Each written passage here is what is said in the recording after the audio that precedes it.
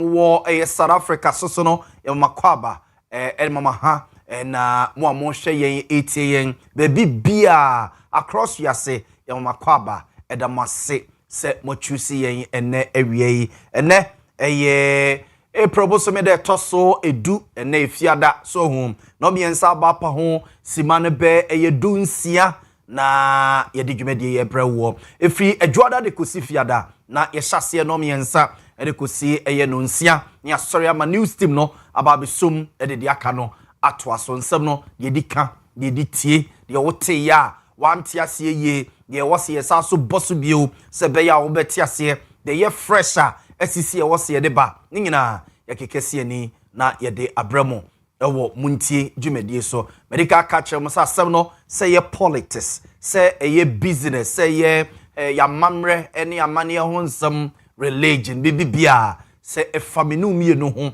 na ebenya nsunsanso ewo menu mienu ya brabo ene ya setena mu a trust Montie team ye de bebremo ewo Owia TV so and a precise 105.9 FM so me dey ade nana Yaw Boamah mamfo efrem Libia boga show we Dominic Kwakuboaten Kukua Jando na Akosia Somwa ya Grace Simon Buzi nana Yaw Asante Eboa Benedict team nyina na etayechi ama bebia wo bia no yetimi aba na abusiafo yaba besomwo na yesa so stream live wo your social media platforms no so oko Facebook wa message Owia TV o Facebook na oko YouTube a Owia TV na Owia TV official Owia TV na Owia TV official ye streami ye dwumade wo so na mo TikTok no who the TikTok na manfo ni je ho pa for TikTok so no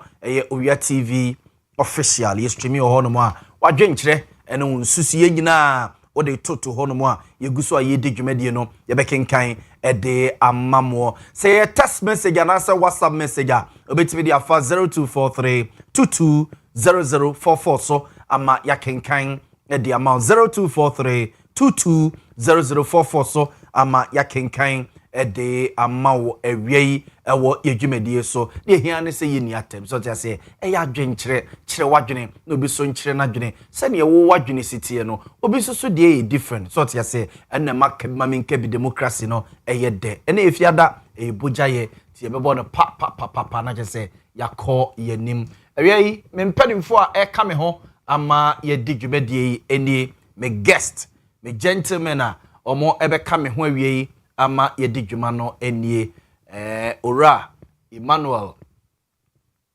Osejemfi ora Emmanuel Osejemfi a development consultant ima ebe join ye enawie na yadwendwene Ghana ho yedi Ghana ho enkomo na ora Kwesi Chei Dr. Kwesi Chei Danso former communications director edema NPP ewo Asantema say Uncle Kwesi Chei esoso eba bekan ho ama yedi dwumade na evangelist Richard Kwamena Pra evangelist Richard Kwamena Pra was part of the Ashanti Regional Communication Team of NDC and oye former NDC parliamentary candidate ewo in Shayeso constituency and osaso a board member of a gold board jewelry ono so ebejani wo fi ha sei na yedidin komoni bia de afa ensem ne ho ewie yensem ne be doso kakra be ne pa kakra na ya chechensem ama ososo anya ho ntiase enkomoni bia yedie no se ne ho nsensem esi etie as usual se ne ya na ye hyase a ansa na bedwafo be jinkunya atenase na ye bie nsem ne mo na omode omo nsusuye ne omo party interest ne omo party ensem ede abraye no yedi ka bobon nsem ne biso ede emamu ansana yetusa anamo no yenhyase Ghana de enkomo asese obia edie eye car ye fene se eye Voxy a enei yede ba omayi mu eye ifri Japan a yede ba Ghana ha se enchechemu no chese eye Japan for na eye omo car so omo yusu oma de ewo omukro mu hono mo na okọ Japan so a omo enhyehye mu no besi ne nyina no omo de omo ka omo yusu omukro mu hono no eye de ye frene se hwe ho mame so hu stia no esi right so hu still no esi right Japan, UK and a few other countries na saa de no moda so a ekutekute mu ebio Japan cars nyina almost still no esi right Ghana de esi left so home Ghana se washa drivers no at left so home ba oko Japan na any UK no ne ade ade omo cars no ya na driver no at right nti say ye hwe homa me but omo so no ma design omo kwan no to suit saa cars no as against ye de na esi left ayeso so ya kwan nyina no esi uti saa cars no na saa cars ye ba ye any accidental esisie ni ade no a National Road Safety Commission ekote a technical committee say complaints omunya about car no accident enyanya bebrebe no yakwohwese ne na hoden ene car no the situation esitie enumu na abeto gya say omo eba ne car no say yentimi mfanye commercial car say be load nipa say de omo firi Kumase akwa Accra ana say de omo firi Accra eba Kumase abonten so no omo ebetu sa na mo no nkomo no de akoye bebrebe de afa ho na asa adwuma no dodo no a akogina DVL so ene DVL mpedem for the nchechemu aba ora Steven atu peni okasa de ma DVL wa cheche nsem sei de akyereen efa Voxy car no se ne esite DVL registers Voxy just as any vehicle. We have the private vehicle testing stations that we call PVTS. They are private. We license them to operate. We have a supervisory role over them. So such a vehicle will have to go to them for them to test it and then attach a test report that passes the vehicle for it to be registered by DVLA. They will go ahead for the registration. If the testing process confirms that at the time of testing there's no problem with the vehicle, DVLA cannot refuse the registration. The registration for commercial allows you to charge a commercial fare to pick passenger and take payment or reward for it. That is what it means. So that distinctions need to be put in place so that giving you a yellow license plate is not a license that you can use it for commercial purposes on a long distance journey.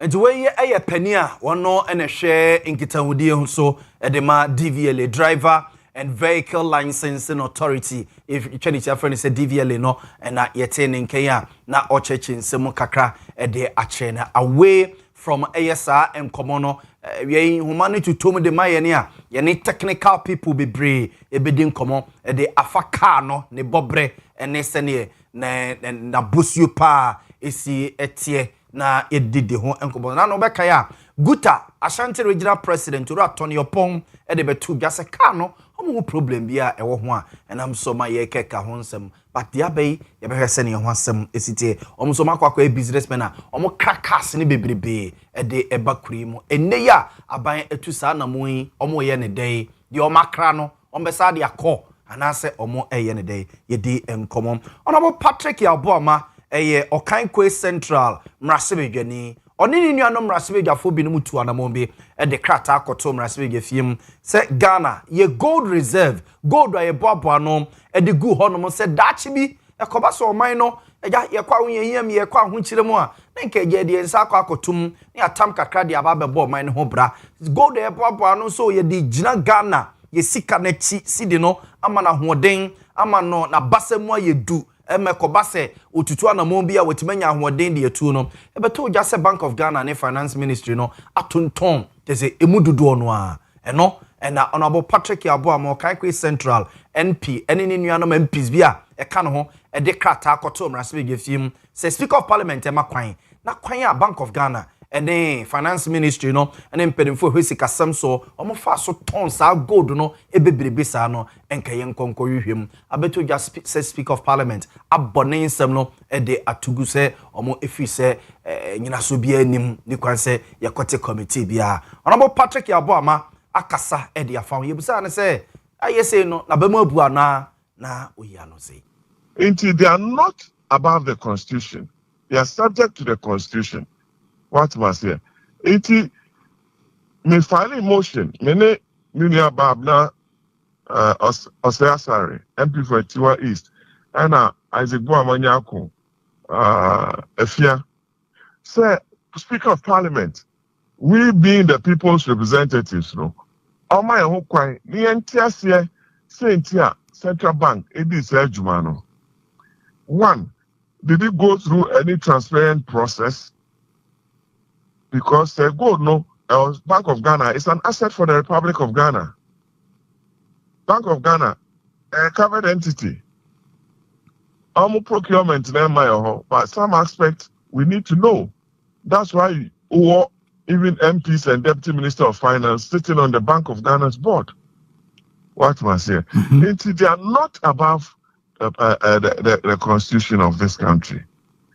I don't know, Speaker. Osha me file motion 9 February.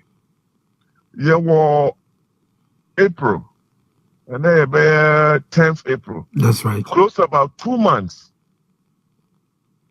And our decline invitation. And this was the first time a speaker declined such an important motion that would have given the government the opportunity to explain themselves to the good people of Ghana. Sisiano, acquire say, filing motion na abai adane akoshe speaker chi. It's not good for the image of the government and for the sake of transparency and accountability.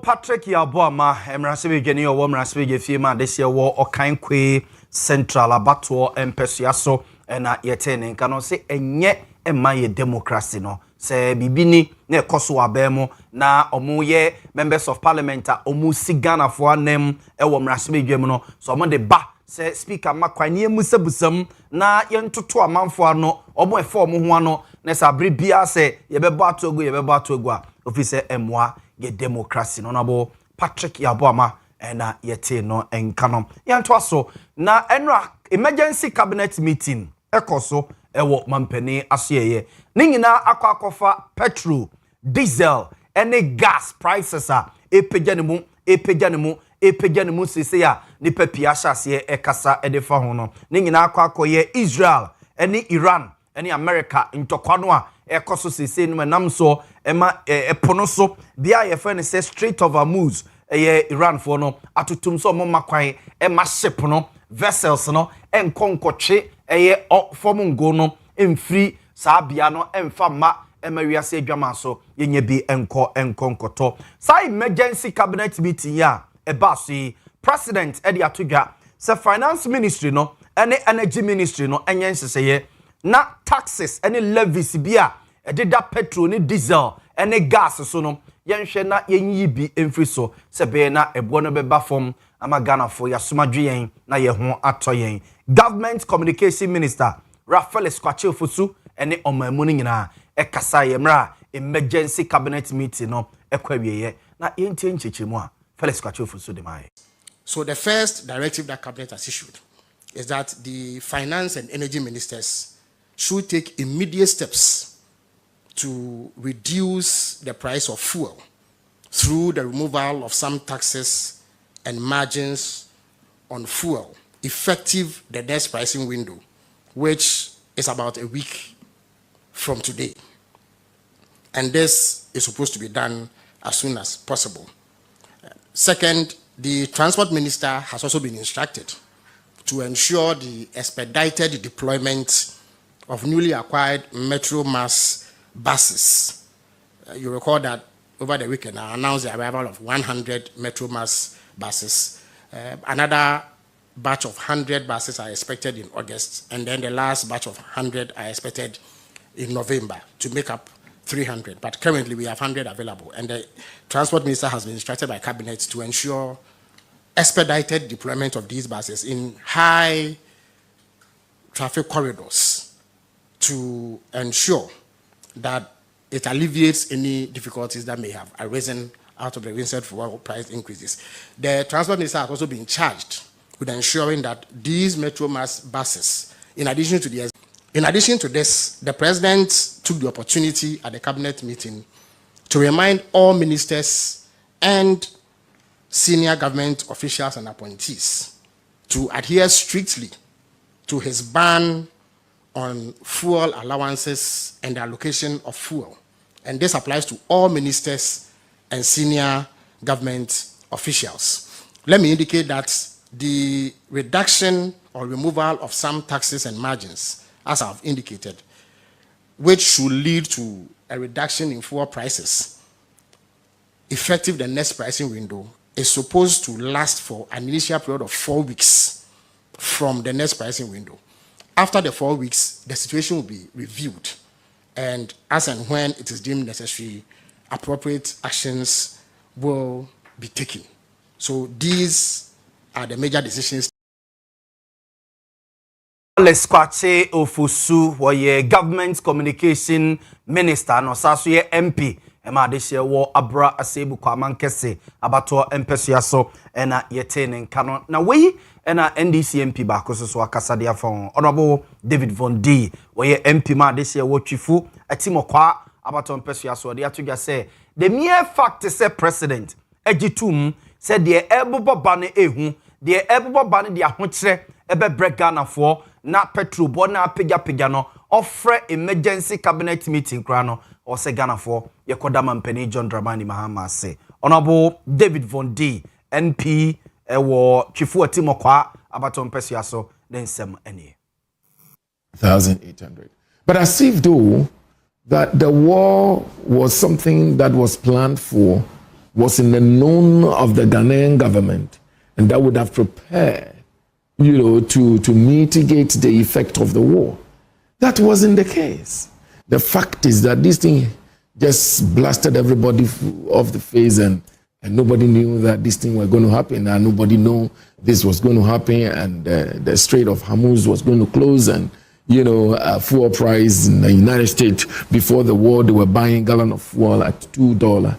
Today, it's more than $4, more than 100% increments and all that. So for His Excellency John Dramani Mahama to call emergency strategic cabinet meeting to have these resolutions, I think that all of us, including oppositions and whoever wish Ghana well, must applaud him. Now, I also David Von D waye MP ma this year war chifo atimokwa abato empesuaso ena yetene kanona fuel prices ya diesel ene petrol bo ehon sensem ye nam so ma president efra emergency cabinet meeting no ebisa for yenye exercise bi kakra bi awie yenye exercise bi kakra bi awie sisi a ebisa for yenye ne say good yenko ahase na yenhyase emfemfiri ha mo the tenye cabinet meeting na president Jeffrey no odoma kwa conclude say taxes ahodo a eda eye petrol ni diesel ene gas so no e wo se omoyi bi free honom na ema ebo no eba fom so hu ema ebo no eba fom na Ghana for ye ho etimi etoyen na eja sene even transport unions ni bi JPRT impeding for a bond train say on better to lorry first mo already now VIP transport for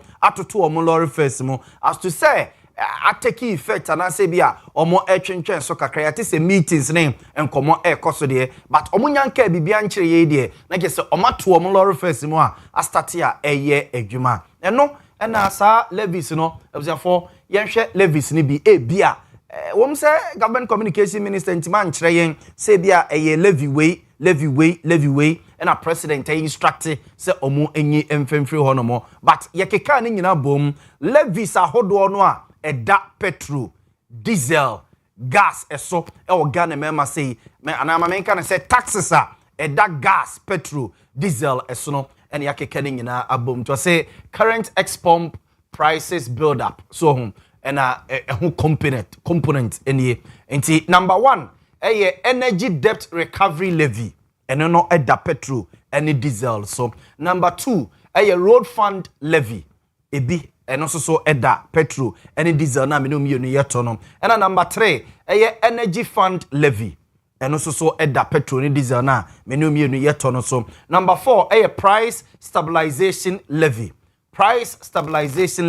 and also so eka taxes no a eda petrol ni diesel ni gas na minimum yeto so sanitation and pollution levy number 5 sanitation and pollution levy eno so ho eka taxes no eso. Number 6 energy sector recovery levy. Anyway se pa energy sector recovery levy. Number 6. Number 7 special petroleum tax. Special petroleum tax. And only number 7. Number 8 primary distribution margin.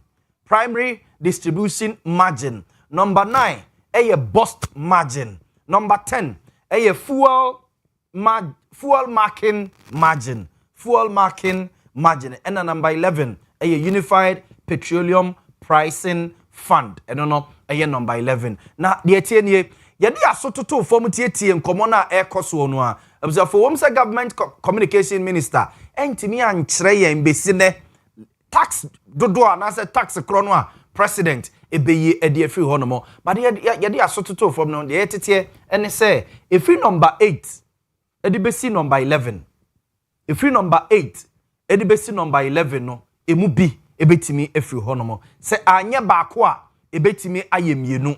Say anye mienu a if you number 8 good edibesi number 11 number 8 no primary distribution margin. Number 9 bust margin. Number 10 fuel marking margin. Number 11 unified petroleum pricing fund. So if you number 8 edibesi number 11 no yate say one hwe ya emu baako ebetimi efu anase mienu anase bia miensa anase ebikra sa phone ni nyina no ebetimi efri ho no mo se beye bema prices no aba form kakra good yenko we so na eno so yemfa enka ho yenko we so na yemfa enka ho good yemfa we entwa so for ye tie ne say sa levies anase taxes makoma be 11 yagde say 11 no ho ana 10 11 yes any good makoma 11 intisa taxes any levies mako 11 no abusan for sa okay ka ni nyina bomu a sika okay ka ni nyina bomu a sika ebesie anase sika dodo a okay ka ni nyina bomu a eda petrol liter baako bia anase diesel liter baako bia so 4 Ghana cedis 20 pesos abusan for 4 Ghana cedis 20 pesos per liter. Total taxes, levies and margins on a liter of fuel. So total taxes, levies and margins on a liter of fuel. O kani nyina bomu asa 11 ding nyina bomu a 4 cedis 20 pesos. 4 cedis 20 pesos plus 1 Ghana cedi no. Plus 1 Ghana cedi no. Mpacho menka se gallon o menka se a gallon of fuel. Me say liter, a liter of fuel. What I say? A liter. Say opesa o check a gallon. Gallon no opesa o nya gallon 4.5 liters. Na ke say 4.5 liters and na ubenya 1 gallon ebo. So odinya 1 gallon say ye petrol, say ye diesel. Iti eno no ntu keka levies ni nyina bomu a ebema o 4 Ghana cedis 20 pesos. So enti say bia opesa o to petrol 1 gallon a say ne meka ye no 4.5 liters. So into bed time say 4 Ghana cedis 20 pesos times 4.5. So NHS say auto petrol 1 gallon bia. So auto petrol 1 gallon bia dodo a aban enya e dey free so. So auto petrol 1 gallon bia NHS aban sika onya e dey free so. Yentoa so na yemra ha sei. Aha, sankomo we eso ehia pa. Sankomo we eho ehia. Good. Unse enkomo ayedi nyina civil society organizations chamber of petroleum consumers no oil marketing companies no krenra omede betu dwa se sa 1 Ghana cedi IFN is a dumso levy no a ye de ato petrol any diesel so a liter baako bia no ye de 1 cedi atoto so de ama Ghana for no on person mu hunu se free na ye start ye no e de besi enne dodo say ne yenya.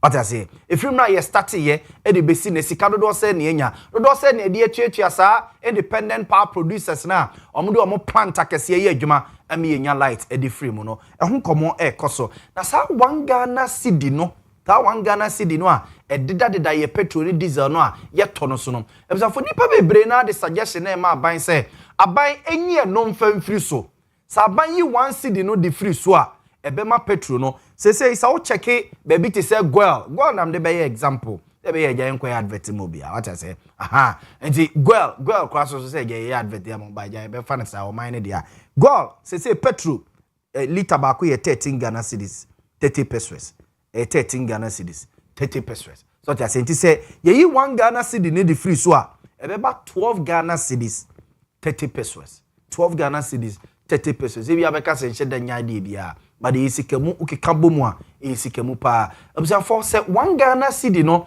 among for the pressure AC president any aban no so say onyi emfa emfiri so no abisa for 1 Ghana cedi no ntete aye tete or say impact of removing 1 Ghana additional extra levy no say oyi the free so abisa for bosumi bia say sika we aban onya bosumi bia aban onya say sika we e ba jwa say bosumi bia say sika we aban onya eye 475 million Ghana cedis and ebusian for or say monthly shortfall e just say sika we aban bosumi bia petrol ye to diesel ye to bosumi ni nya kroki say kredimu a sika we aban enya so hu eme de kokotuatua e de ma eye independent power producers na omodo omo generators na omo plant ye adwuma ma me nka ne sa se be ya wo beti ase so hu eme ye nya electricity eyusu ewo ye fiefiem ene ade because ye say e kai da hono no enye asem ketwa okeka sa 475 million Ghana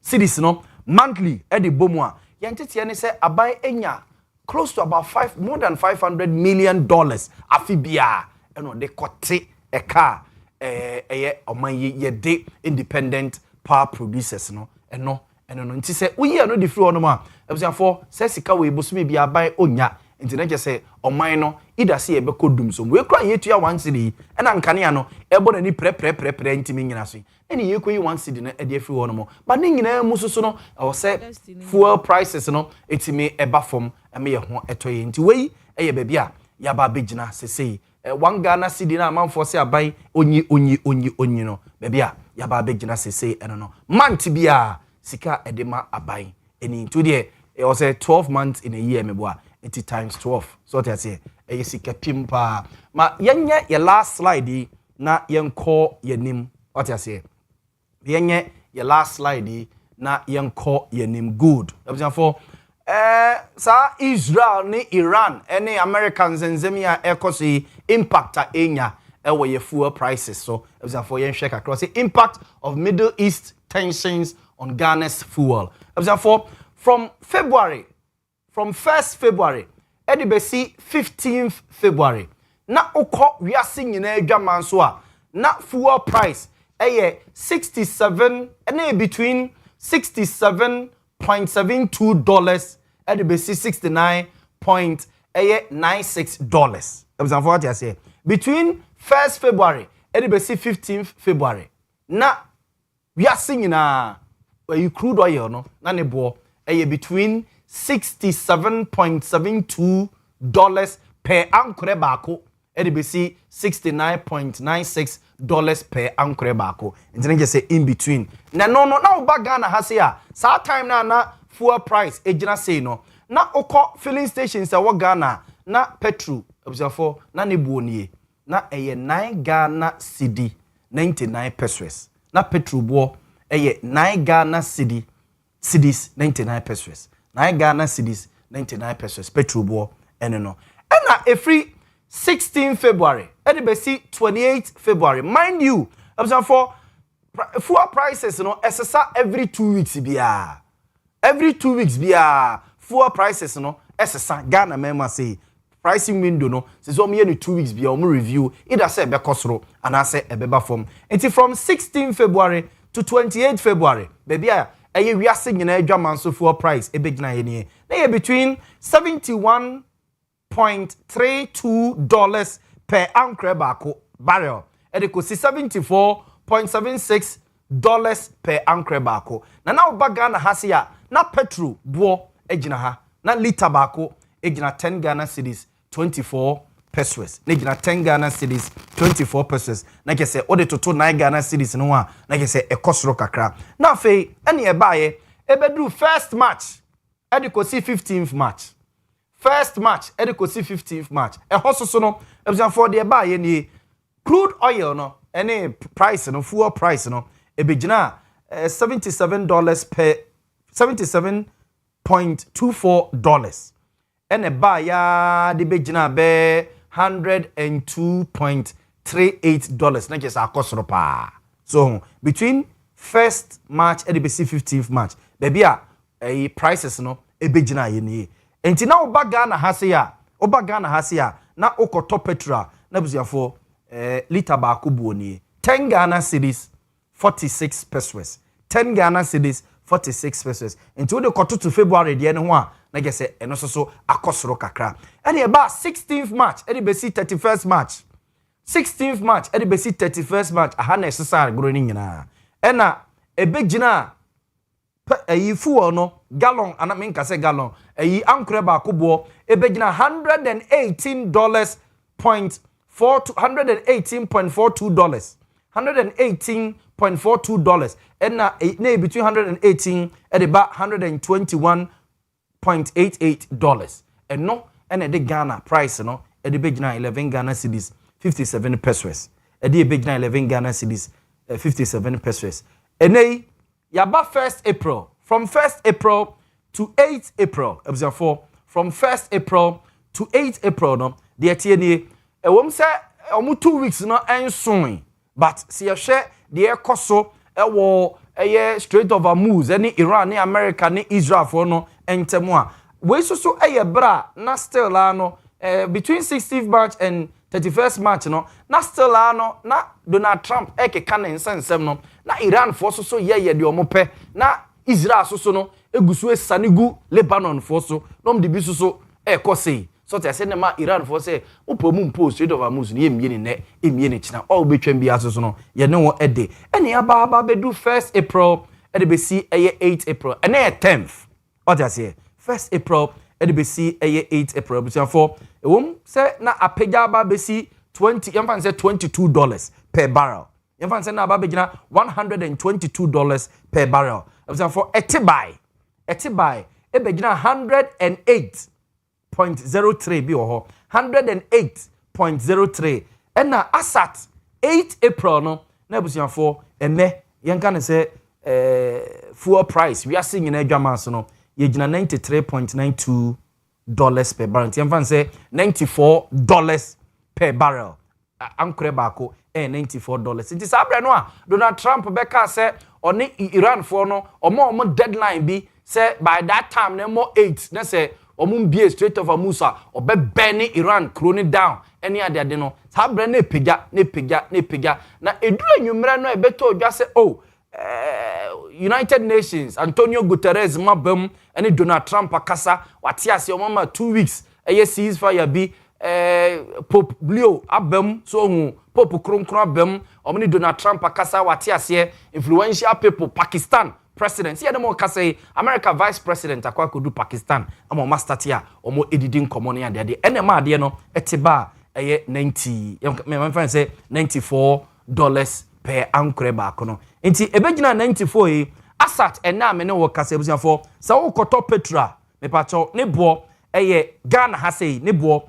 13 Ghana cedis 30 pesos per liter ba ko 13 Ghana cedis 30 pesos per liter. Iti magica catcher is per 1 gallon 4.5. Then just 4.5. What I say 4.5 liters and a year 1 gallon. It took a cadibumwa, ubuhu so hu, the ubenya, odibenya 1 gallon, odibenya 2, dibenya 3, odibenya 4, dibenya 5. So na what the cool and Mtibia, ye gina say a year fuel prices and hunsensem, we are singing a jama so now the back to Ghana, dear one, baby, a gina. Say no. Now government communication minister Ekan say aban Accra buses be a eba ya grace my buses no na ejamin wo come guest no na fe yen call ye nim me wo come guest no na yen call ye nim so ho aha anti buses no enie buses na government communication minister say omo order free Egypt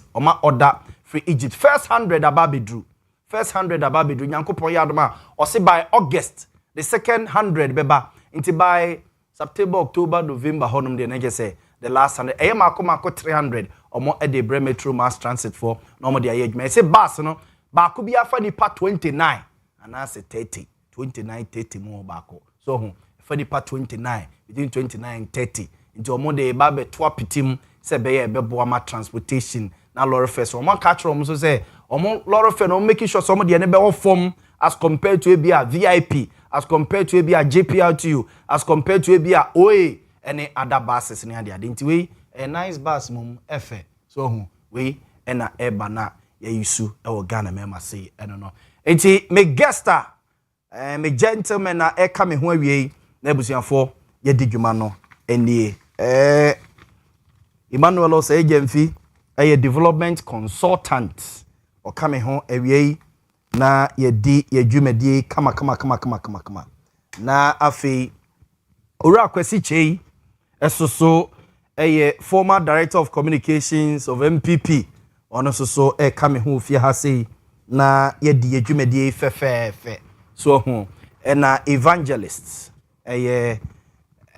Richard Kwame na pra esoso coming home na ye di dwuma no kama fe ewo fiduem ha sei na yakọ yenim obetimi aka ye ho so ho o comments o questions o contributions obi bia obetimi ede ababe ka ye ho so ho na ye di ye dwumadi kama obetimi so do questions ne o suggestions amaye ewo ye social media platforms ahodo ni nyina so ye bekenkan ede ama enra na ye hwe imanim I'm told to say say ozewufu do so awie ni nyina so ko lock we ye bia say na nso no so to ye na o ni tua traffic situation na okroma say oko eko kemu eti imantimi ama medru ene de waba be kan ho so ho yama no akwaba mame ema evangelist akwaba evangelist Christ asumdwe nkan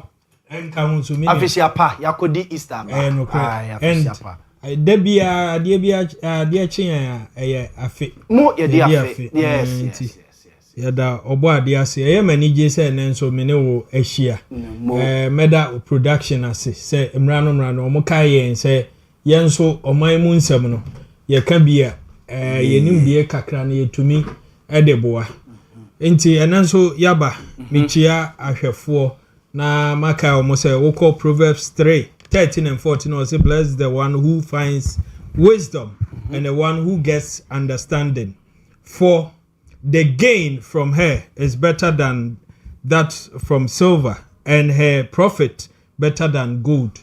Me should be a so mfaso echen gold and silver nyansa ene entiasie nimdie de to mepe nanso nyansa de awrade na dema na mama kai oje nwom no nimdie to mepe nanso nyansa de na dema ya das wabin dodo wabin nyame hira obia amen eti evangelist Richard Kwame na pra ena yetene nka no for oye former NDC parliamentary candidate ewo enhia so or ye part of the NDC communication team and also a board member of Good Bold Jewelry. Okay, ho e ha say mame Emma Imasoso akwaba Imase say Emmanuel Osei Gemfi development also be my case can good Imakwaba yeah minia nefi boko eraditias nendra baby akoye boko de yi ne other engagement no ya sorry baba ko oba ebuakwa Emmanuel Methodist men's fellowship ya member ba ko Mr. Michael Akwa okay na odumankoma to den safre no nti enra na o say hwe ne na o chidaro na ye bo abusua okay ono so abaye abusua ni o say asafo de as abusua oh yes nti ena amament ma be pimo ha na obo menu e dia o say evangelist prano and am say me so ya fa evangelist ni bi ehye medin anim me fa evangelist ni evangelist adwuma ni asempa ka asempatre me ba fie ha nya asempaka na make wenu ana ya na papa na bebo am man no ye yo akosoro na usuban no ne ada matters ni nyina ye pepepe so for crash evangelist all right now the other side nana me so for crash evangelist o ye so for crash no hey me Methodist ni o Isabel so Methodist ni bia o Methodist ni mapa no or evangelist John Wesley or evangelist world evangelist I know inti obi o rooted in Methodism bia we evangelist by default men's fellowship member me secretary who's a secretary hey obe kwa branch wow modu what you say modu men's fellowship so o hear a logo na obi o tipon koso evangelism that's right ko Kenya me ase that's right esima ba me kan anya me sem na me enya me sem fantastic enya me sem na me adwuma so ama yinkwa okay eja pranko observe any area evangelist or say Jenfi oh many aje me board member gold board nyamishira no in advance it's a subsidiary of gold board yes nyamishira no on say board na me hwe man was in but in area okacha mse ma misro krofo la na me debegu ken mako video sano president abom order o say full coupons no ni sika onya coupon okay sebi nuana no okay Matias ensunya fantastic mo many aje ni answer no uncle kwasi che official pa yeah thank you bro na if you boko MPP mo boko na no mo the guidelines ya ba edi amotwire na nika ofa mo de sheshe dem ni ade oh dem not say online na wa woni ma de won so be kan yes online yeah online you can go online and register it's not a big deal yes mo suro se mbolusulus mo positions oh dem honest so obi o pese o contest wo polling station level no de na kunya na to no konanim what I say enti anya bibi fofobia say ni na ada ne kwamu a anya de obi ade bibi esi obi a okay so far ye we say de aka no aka Matias mami enkenka me messages ne kakraja enuan mo ma join ye across the globe me acknowledge mo kakra na fe mbema makwa aba na ye ni enkomo Benji mfensi sewa. As usual, the long message na ebeba. I say thanks to the government for deciding to reduce taxes on fuel. Now, the only burden is cocoa farmers' money, but we are hoping that it will soon be resolved. Now, I say, I'm resolving in area. When him send people vote nya samon ka minority no omano be katum sabri omo koto ni ade ade etu obetwa we eye Benji owo mfensi sewa eno de we eba ye say Nenchi Ankoma Honorable Okumkom Achima Enwabiaja South MC Ose Ochiano Filippo Kwabre Kasem Ose the NDC government everything basa NPP will come and lead the country to the promised land Ose Nenchi Ankoma ne baba from Pom Manson Echa Phyllis and then mame Auntie Maria Owo Jenny so Filippo Kwabre Kasem ne die eno no Asunaba kwaku Asunaba duku kechri or say yaw keep up the good work and or the Muslim friends fire emojis no atoto honomo Isaac Dente or say God bless you bra yaw you amen yamin shira de ne mani pa yo de for intimi somu pa Isaac Dente so dear eno Masaudu Kumase Bantma or say wa join yen Constance eye kwating ono so say wa join yen ena Martin Edu so say wa join yen nuanamo a ewo eye wiase nyina mo join yen ewo page ne so no e mama kwaba edamase ya mama tenase so straight ma yeni enkomo kakra on this issue of eye government ebab order ministries the finance ministry energy ministry say omo enhwe say levies ahodo a ededa fuels so no petrol diesel gas no ye betete so no I mean shase free evangelist so no if it's a government and this statement we bana president asaso e de atodwa say or catch ministers no or catch government officials any government appointees say the enforcement on the ban of fuel coupons eda so adwuma into mo make sure say omo be enforce why e be chiu bia no any street na oko evangelist o government o party ene de sansemi ababe tuja mame enti o. Yes, ebedasi. Anopay platform a me call so me kan assembi ya pon ye no na menu abi susu se nkensese me kan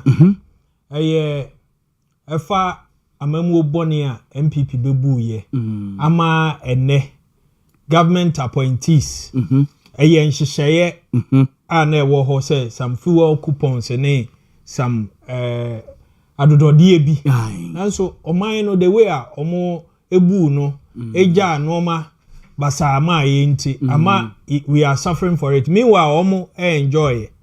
But it's a sacrifice omo no enjoy it no because of niema anko yenti no mo no this current crop of appointees no abomo president say yenyi ni nyina free ho yes because yabasa yebeye oman ni so that's the sacrifice we have to make meanwhile no oman no among forces say government appointees mu enjoy bebre nti we kakra bi de nkamu fanche meanwhile no na oman ni hyehyeye say at a certain level no yemawo no man kitinkiti bia but we need to make this sacrifice nunti enya banesa but for government appointees ye nim se oman ya wo se ya chichiri ni ye na mpempenso ye wo yi ye nyina ye de ntoma eboye ye mu no we will do it for the sake of Ghana enti omampanyini John Dramani Mahama be na wotwini otu kwan ekopie France mamu ni ade ko ni nyina ye se oman ye ne amayaman tamu nkomodie ni ade no ebe ko so wano na omo nso mmoa bi ana investment bi a ya twen de aba enti ofri France no before that obekọ no kro mayenya there must be an emergency cabinet meeting which means cabinet meeting there but we no enyemra nke wo so omuchia but here ehia say wo say omuchia no mutu agina na omo kan omutiri pam ho na ye hwe say nhihye bi wo ho a yebetumi ayema oman no ye ho ahenhan ye nyina ye wa ha obi anu ho a obo mpa ye say US ni Israel Iran omo enkoku nanso be bosome ni naka krani omo de hihye so a bombo a na ebi krampo ato afa yen Ghanaians ye campo wo Lebanon ma Ghana fo bi nso heat ni bi fa omo ho kakra me wogidie se ne omo ho ato omo ye omo adwuma opanyi enam soma we are seeing adwaman so petrol no baby anka ye defa ho ye kwantia ema ne buo no ewo fom no Iran for the omani si sabia no because won feature Strait of Hormuz Strait of Hormuz obi ani the way osifre no na say man who ministries bi kura sorry bi ne banner Strait of Hormuz international I fly with social media and so pa obi say ho hia pa ho kuma bi about 33 kilometers or so but a very important fuel bear 20% crude efa ho no over 200 million gallons a day every day na fa hoka krebi no acha say we as bibia ho hia enti bomba atutu ebi ko fa ho ye betum ni ade no na ama ekwan na ye tintin and it went into the pricing and the cost aspect no enti wo hwa Ghana has say wabra na around 60 there about me who presentation no you were on point with Bibia Mebo Wabaso. I was just watching. I am a peja no mu awo dwaman so. And the Andrew Trump eka say ceasefire na there were 2 weeks window bi no. Asan so airdrop. Yes. But oman mu e peja no mu from 9.9 and nekra 13.4 near there. Yes. Diesel edru 17 near there. Nya de ye pe no no. Into oman panyini Endro mushia omaye se etuo ne ade bi ededa so e ma ne kosoro enumanimu ya finance ni energy ntenase na omo hwe se ombe suspend bi na ye hwe se Ghana fo ho be hin ha omo kakra say ni ebu oman enyo omo ayade bi besin se wie mu a omo etena ase omo de omo cabinet no yemfa bibi mra yemfa COVID-19 levy yemfa nkoje Ghana fo ehu sika. Okay. Omo wo hwa na omo de bibi abebom Ukraine Russia no omo de twitwa omo ho chese bibia was external but NDC abanye ba ye akire say yes there can be external factors but wo hihye no ma ye wo fia insunso anso no ano brase ana wo betumi aso ano yenhwe say for over 1 month in Tokyo dollar rate it has still been 10-11 and 11.0 something 11 cedis 03 yes. something yeah. What been dodo 11 cedis yeah imagine say nka MPP na wo so a ka by now atwam 20 they no mo hwehwa ne say bibi koso na ye de ni nyina begu Ghana for so eno no wo hwa ama petrol world way say na double ye but the turn at the pump no with all the taxes near yi ni nyina and double ye from 9.9 yefan say 10 now 13 saying 3 cedis na better so but on the world way say no crude way na more than 60 and a better so more than $60 double ye but no and double with the pricing because the dollar is under a check into President Mahama say animanu ya omo hwe na omo yi levies ni bi they break down ni nyina by so I don't want to bore ahwefo but just to good. Just to refresh the mind these are the components edaso edini ade ebia figure kra no wo hwe anansen ye de 1 CD buy for energy sector no recovery no yes yeah they buy before that na ye 0.95 and na ye the one back on na ye 1.95 and then there are other components and also kika there that whole ni nyina bi ye mpeso ane ade and eguso ama de enti en na ye to 1 liter. It be a 30 pesos. It be 16 pesos. 16 pesos. Yes.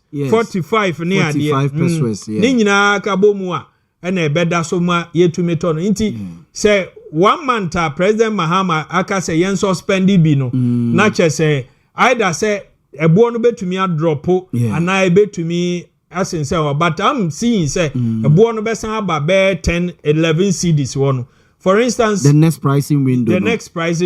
There me share yes a diesel no be to me about 13 cedis. Not petrol no every 13 cedis about 10.5 because the entire many what diesel or yes your heavy duty trucks no for goods ni ade ni nnuane ni ade no diesel machines enti nebo cost transportation cost it will affect prices of goods any food near there de big trucks and ever and I my transportation eba say yen two kwan near there one say VIP for no na say almost too near there and ebe to me affect inflation yes so inti say suspend it na at least to me ba from kakra omo aye omo adwen say omo tutumu no can also suspend the increment and then eduane bo ne normal bo betumi agina na aba form GPR24 na net threaten pa say omo person increase by 25% no any ade omo aban ultimatum ne ade nyina 2 days nyina 2 days so government should fix something this goes to show say President Mahama ne NDC you can experience no here was bad experience ne good experience this is a good experience why you be pain inti ote Ghana 4 years frɛ 8 years no ne ye nyina na enam inti onim bibia no aye from no inti okoba ye na aboa papa the governance this time aboa and one of the best so far Ghana yenya and President Mahama 4 years so meti ebinum no mususu say e was President Mahama etumi kobio mo nyensisaye mu or constitution on kobio ma in as much as I understand them everybody wants to enjoy good stuff personally I feel say President Mahama wabeka say on kobio and or yes it will also take something away from ne bibi a waye so obeko biom enti for me ne ndwuma pa waye no ne obeba no will take over from there and some of us are still around in the next administration yenum say yebesa so gain experience no ma build them ho adu okay enti I know say Ghana fo nyina wo abotoye mu obia da onda na evangelist ye no ye de aso toto fom ye tietie bi say ya grace said the levies no ebe to screen so amaya which of them ye de ate say from number 8 number 9 number 10 number 11 either say sa 4 ni nyina will go off and I say 2 of them will go and I say be kra 3 will go and I say 4 ni nyina be ko mo na mo abemu emu de from the number 8 number 9 number 10 number 11 no sa margins ni betimi akọ ba ko primary distribution margin ba ko bust margin ba ko fuel market margin ba ko unified petroleum pricing fund. Yes, like I have it. Okay. Production can also project it. Okay, because we provide a way. Yes, yes.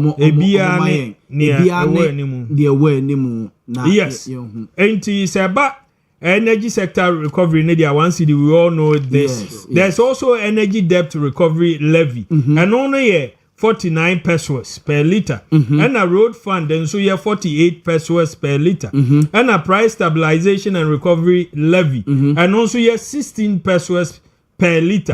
Energy fund levy, and on put here 0.01 peso, not just say, but okambo mu mine is and then subtotal. Okay, that's the core. In okani inabo mu 2.14 cedis per liter.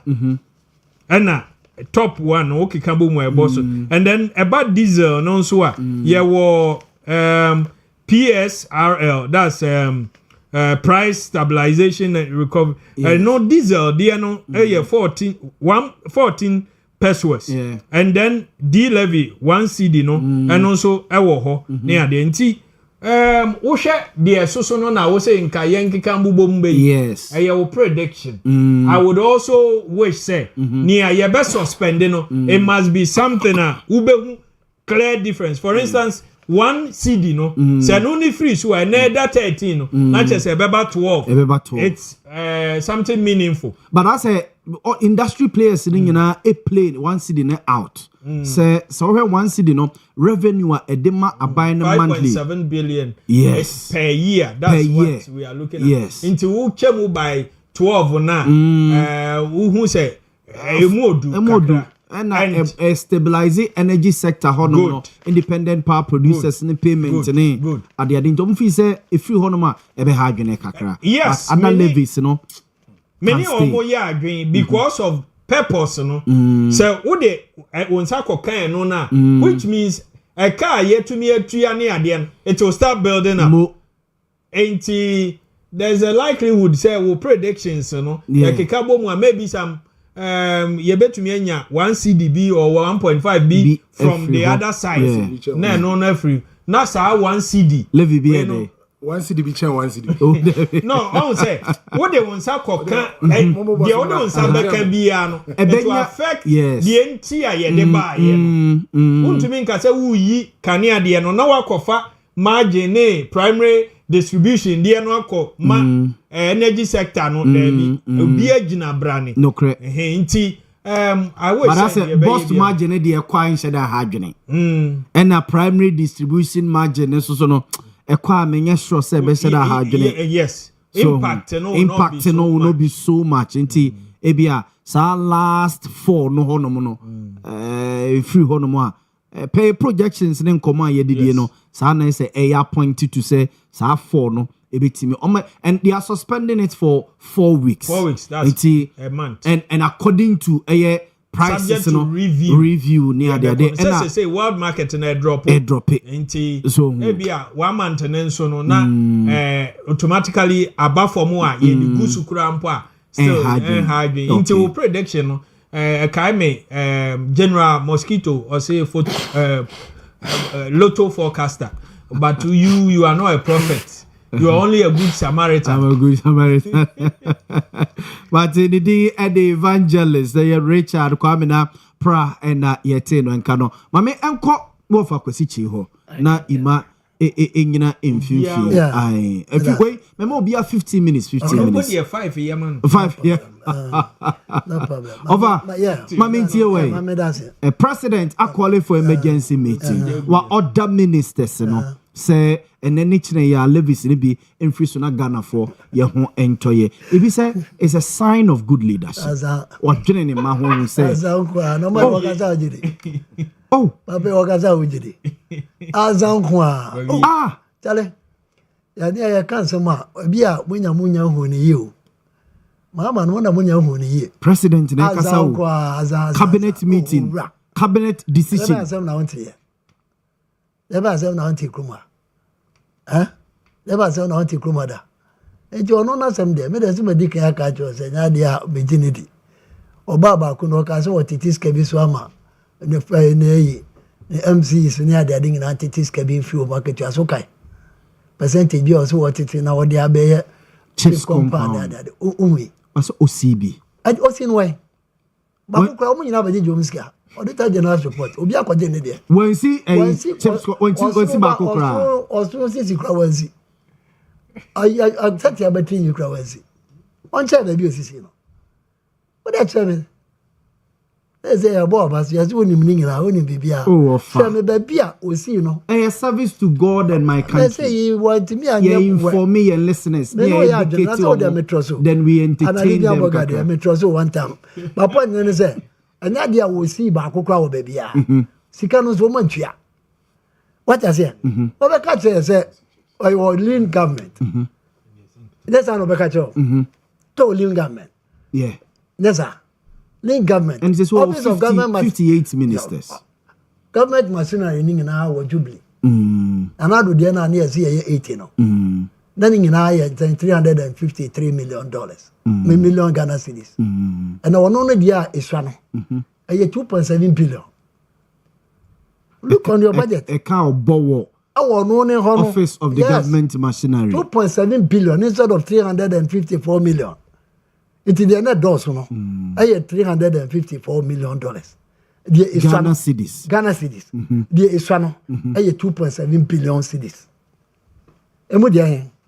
A job and what yedi. Omo I do omo be ba so presidential staffers near the day. You know, omo get the pay of a deputy minister, a minister, and I own him sir. When I wear. So omo me presidential staffers are omo ye attached to the region singing now. Yeah, sure omo get the pay of a deputy minister. Almost salaries, almost yes, salaries near deputy minister equivalent to a deputy minister. And to work not so a presidential staffer or a deputy minister that you know.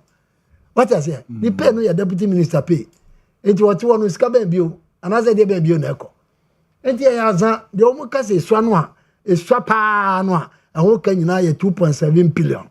The Yakasia pa no, yes, Yakasia, and I don't call Nippon Dawson and the other $352 million. $1 million Ghana cedis.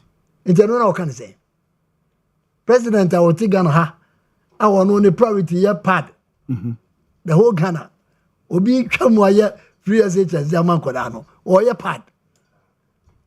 It you know, every priority necessity. It is not for now, it is not. The young girls in the small towns and villages. What about the big towns? Spending who can say women's banking. No women's banking, woman 51 million. No one my pad 292 million. 2.9 trillion.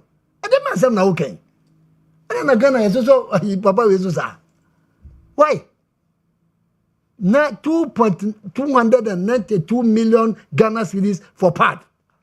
51 million for, I find say, women's banking. How? I don't know what priorities. What's set in here? What's set in here? 2025, 292 million pad. 2026 budget, 298 million pad. Nimi no kabuma, and almost about 600 million. 6 trillion, they are quarter pad. Pad no GB. A man who's doing your day. No man is here to condom or one, as I say. No money are there. And you know the priorities are wrong. And a baby beer won't be scan be far. ebe ska ebe timi adie no ɛhɔ na ɛkɔ ɛte office yɛ te Ghana ha sesi yi ɛne yɛka sɛ mɛyɛ wɔ mu ho aha wɔ mu yi ɛmɛyɛ wɔ dwom a wɔ mu pɛ bosia de ayɛ adwuma ne de keka ka wi ɛna saa mɛyɛ nyinaa no kia bɔ mmɔden yɛka sɛ 2.9 trillion yɛde akɔ Google banks yi small friend say micro rural banks no mu ne ade ne yɛka sɛ wo hia bia ɛnse sɛ ɛda ho ni wo kɔ hɔ afa we na kɔ ne mu 10 million enipa sɛ na ka binya bi it offers all levies here president to be here for no ofi say we edema na de bro petrol ya too my affect virtually bibia o awofa what to petrol mu bi yen so enipa no electricity ana electricity ni atiso ya to electricity mu 28%. Well, currently goil next oil or prices are or ton per a liter or filling stations. It's in way no ama waketu ana ya tutuma na. Oh chill. Oh chill when anya significant mo bia. E dem fa so pa na e ba de ama. Dem fa so office ne koso akwada no kura na okotwo enso hwa ya de che no na no wotua. Ola nsense anu wotua ne mo. What I say? Ola de ne koso. Water be koso, school fees koso. Eti dem ade na sisa. Dem na sisa. What I say? Enkom be say ya dagweshi, ya boy ya na say be siwedim. Anu ana nam. Eti dem pa na ba be sisa de amaye wo Ghana. De na be sisa amaye. Wa bra ne maboɔ no ekoso te say de enko na ha na eko. Eti dem papa be na wo ye de amaye. Because ya no mu nyi bibia ya wo ya go emergency meeting ya ko tra ho ya ko din komo ya ni obi anka no ne se ya kwa na de aba kokofo die ye ntu akokofo ka kokofo ya se ya diska bia beto so mu nkoje no obusa kokofo na siska no kwa ya se ya da wo kwa 225 million no kwa wo kwa wunya teacher fo no na chi wo no 14 months o mu sika no e nurse fo no na chi wo no Adana Ghana all of a sudden you refi nyama bi sisi a. Ya force for me refi nyama bi sisi a. Ya tia ya ton ye gold 18 tons. Ya ton di enwo nya ye sisi. Jessica $290 million ko to gold bre. Ya ko ton gold aboka. Bo about $240 million. Ya se am fire ho. Eno de nyeska. Na kanya sempa ye wo Ghana ha. Ene yen ka. Enkesi den. Ana ke efre DC for amuma be account. The Federal Bank of Ghana, any gold board, I'm an abe account, Speaker of Parliament, any majority is young premier. You can't also there. The budget is kind of free Parliament. What did I make an say? The budget is kind of free Parliament. And I declare Jumano. I don't know a mumu boaconta, and no, they see young penny. Yo, paper, some day, that's on your call. Sanya pen of Ghana. I think the only yearning in any diversity. Diversity in Kwa. They divert attention from the sale of the gold. 19 tons of gold na ya 20 no. And no more they dodgy here. Ghana for journalists na there say mo ba mamani akọ na ye ka busa question to a siama and some major papa we boss no say sika no mo de ko he mo de ko ye den no mo chire mu because ye sika na ye tuade ama wo mu. What I say? Tiabeka cheze sika $292 million na ya kwaba na ya boka $240 million na ya si ye me ya no mo bia nka ho hwe because NDC aban ya tia se obi se MPP aban na tia konwa so na osori ye na keda no pa mo kwete se Bank of Ghana Governor Addison osori anopa no abeka cheze oh ye gold na ya di kogu ho no ene yakoyi mu 19 tons yakoton de ton ma no ayenim de oto ya ayenim yakowie ya yesi yense yakoto abegu ho yaton 2 billion no yakoto aba 3.2 billion 1.2 billion ekwo ho anu no mu ti wa wo mu hu se ensem obanti ye ya no mu de bibia bese ho no mu de bibia bese ho sa of a man for say president ahon ke kakra or the frame emergency cabinet meeting. Emergency cabinet what man say? Apart from it no be then okodo. So onuamu kra. And also be farmers council. Onuamu kra no France. Oh France a day before cabinet meeting. Obedru na adwene quickly and omutimi issue. Na djuma ne dey. Your president wa djuma ne dey. Covid kwa ye tremo. ama president ye meetings ako kan na jo 1 2 na nim sa enti anu so no obebo amane ye ko ye emergency meeting emergency meeting kwa amane ye bo president abaso say because emergency meeting kwa amane o manage o mine no carry o mine along no it was nice emergency meeting ye bo amane ana Trump wajuma ye pa Trump wote America ko wajuma anopa bia o ye ko emergency meeting ani zafo ne yi ye ko emergency meeting ano anya wa ye den president akoye emergency meeting enti dia enti and so what so see hu adekura kan say ya adwen kura o mo kofa ye adwen kura no say when come akọ transi mo adwen ho bo ba abontin mo be ka che say ade na I friend say petrol no yakoye no ya transi ya keka ne manyina bom before abekọ akọ transi no okrofo ye energy minister ne hwan o mu nyina ba yakoye yi we ne ye free so anu na ko be ka che oba ye na say petrol no ene ye tax ni nyina anti petrol no about 10 cedis friends say diesel no ya dey about 12 cedis and as be 5 cedis ni won say what trans ya ko bop aba na dey be awoko ba and when they come to the pricing window and they be you be catch there yanya dey they say yanya dey what do we have to do o sure mine so mine to so boy amane brano what boy amane obebo no say what is in free so catch me o so munyi levies ni be free so levy ben wo ye free so levy ben Libya, let me be. Obe boy amane dia na tese pona wakosie no. Ana obe ka kire ya si wo munyi levies be free so nti wa be bo amane bo na obe bo. Akoka kire me koda ne se wo munhwe na munyi levies be free so. Nti ya be boy amane nti ye okay with that. Uti mu pona ne sai. Me ne wo munyi na akosia.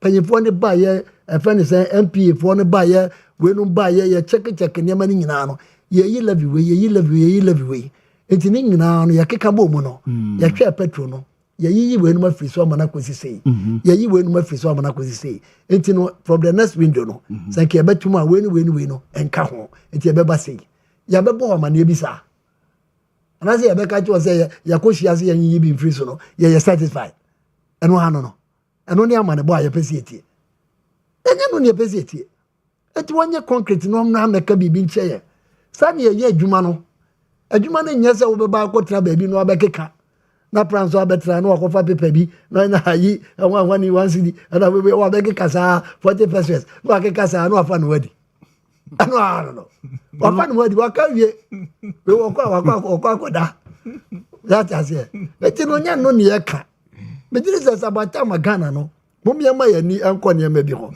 ne ntase se nkofo no omo abeze omo de ye tirachi omuni so bu ka bibia no ade papa yi the last no okri de obeye bia no ono obia ni case what the make us say ono obia ni case oba bo ne awakwa wa ya say onim say ayi on santra ho no okwa wonua no ane so onam musa no ode ko enti won me po ya mane no ene yanka wo ba ye ya na ka wo dey stress ichie no na ka de ne bo ni nyina acheche say mahama no ye emergency meeting wie ye no sei ene o ma sigina enti sei na eba what I say na ka waka che ne nyina no ye hu se oh ebi ase na ade ne ko nti obi a wanya prepared kwa no so aye den waye ne sise na oba na yakwa emergency meeting yo moko ye den a ba kwa ka che o mo se o mo titi bi free so next window o mo titi di free there so wo sa fe kwa de na mo ankaza ma ko se kona ba ko na wan see de ne yi anka na we yi anka na be de o se aye den o se aye prediction na se den o use word be then yeah forecast oh yeah for yeah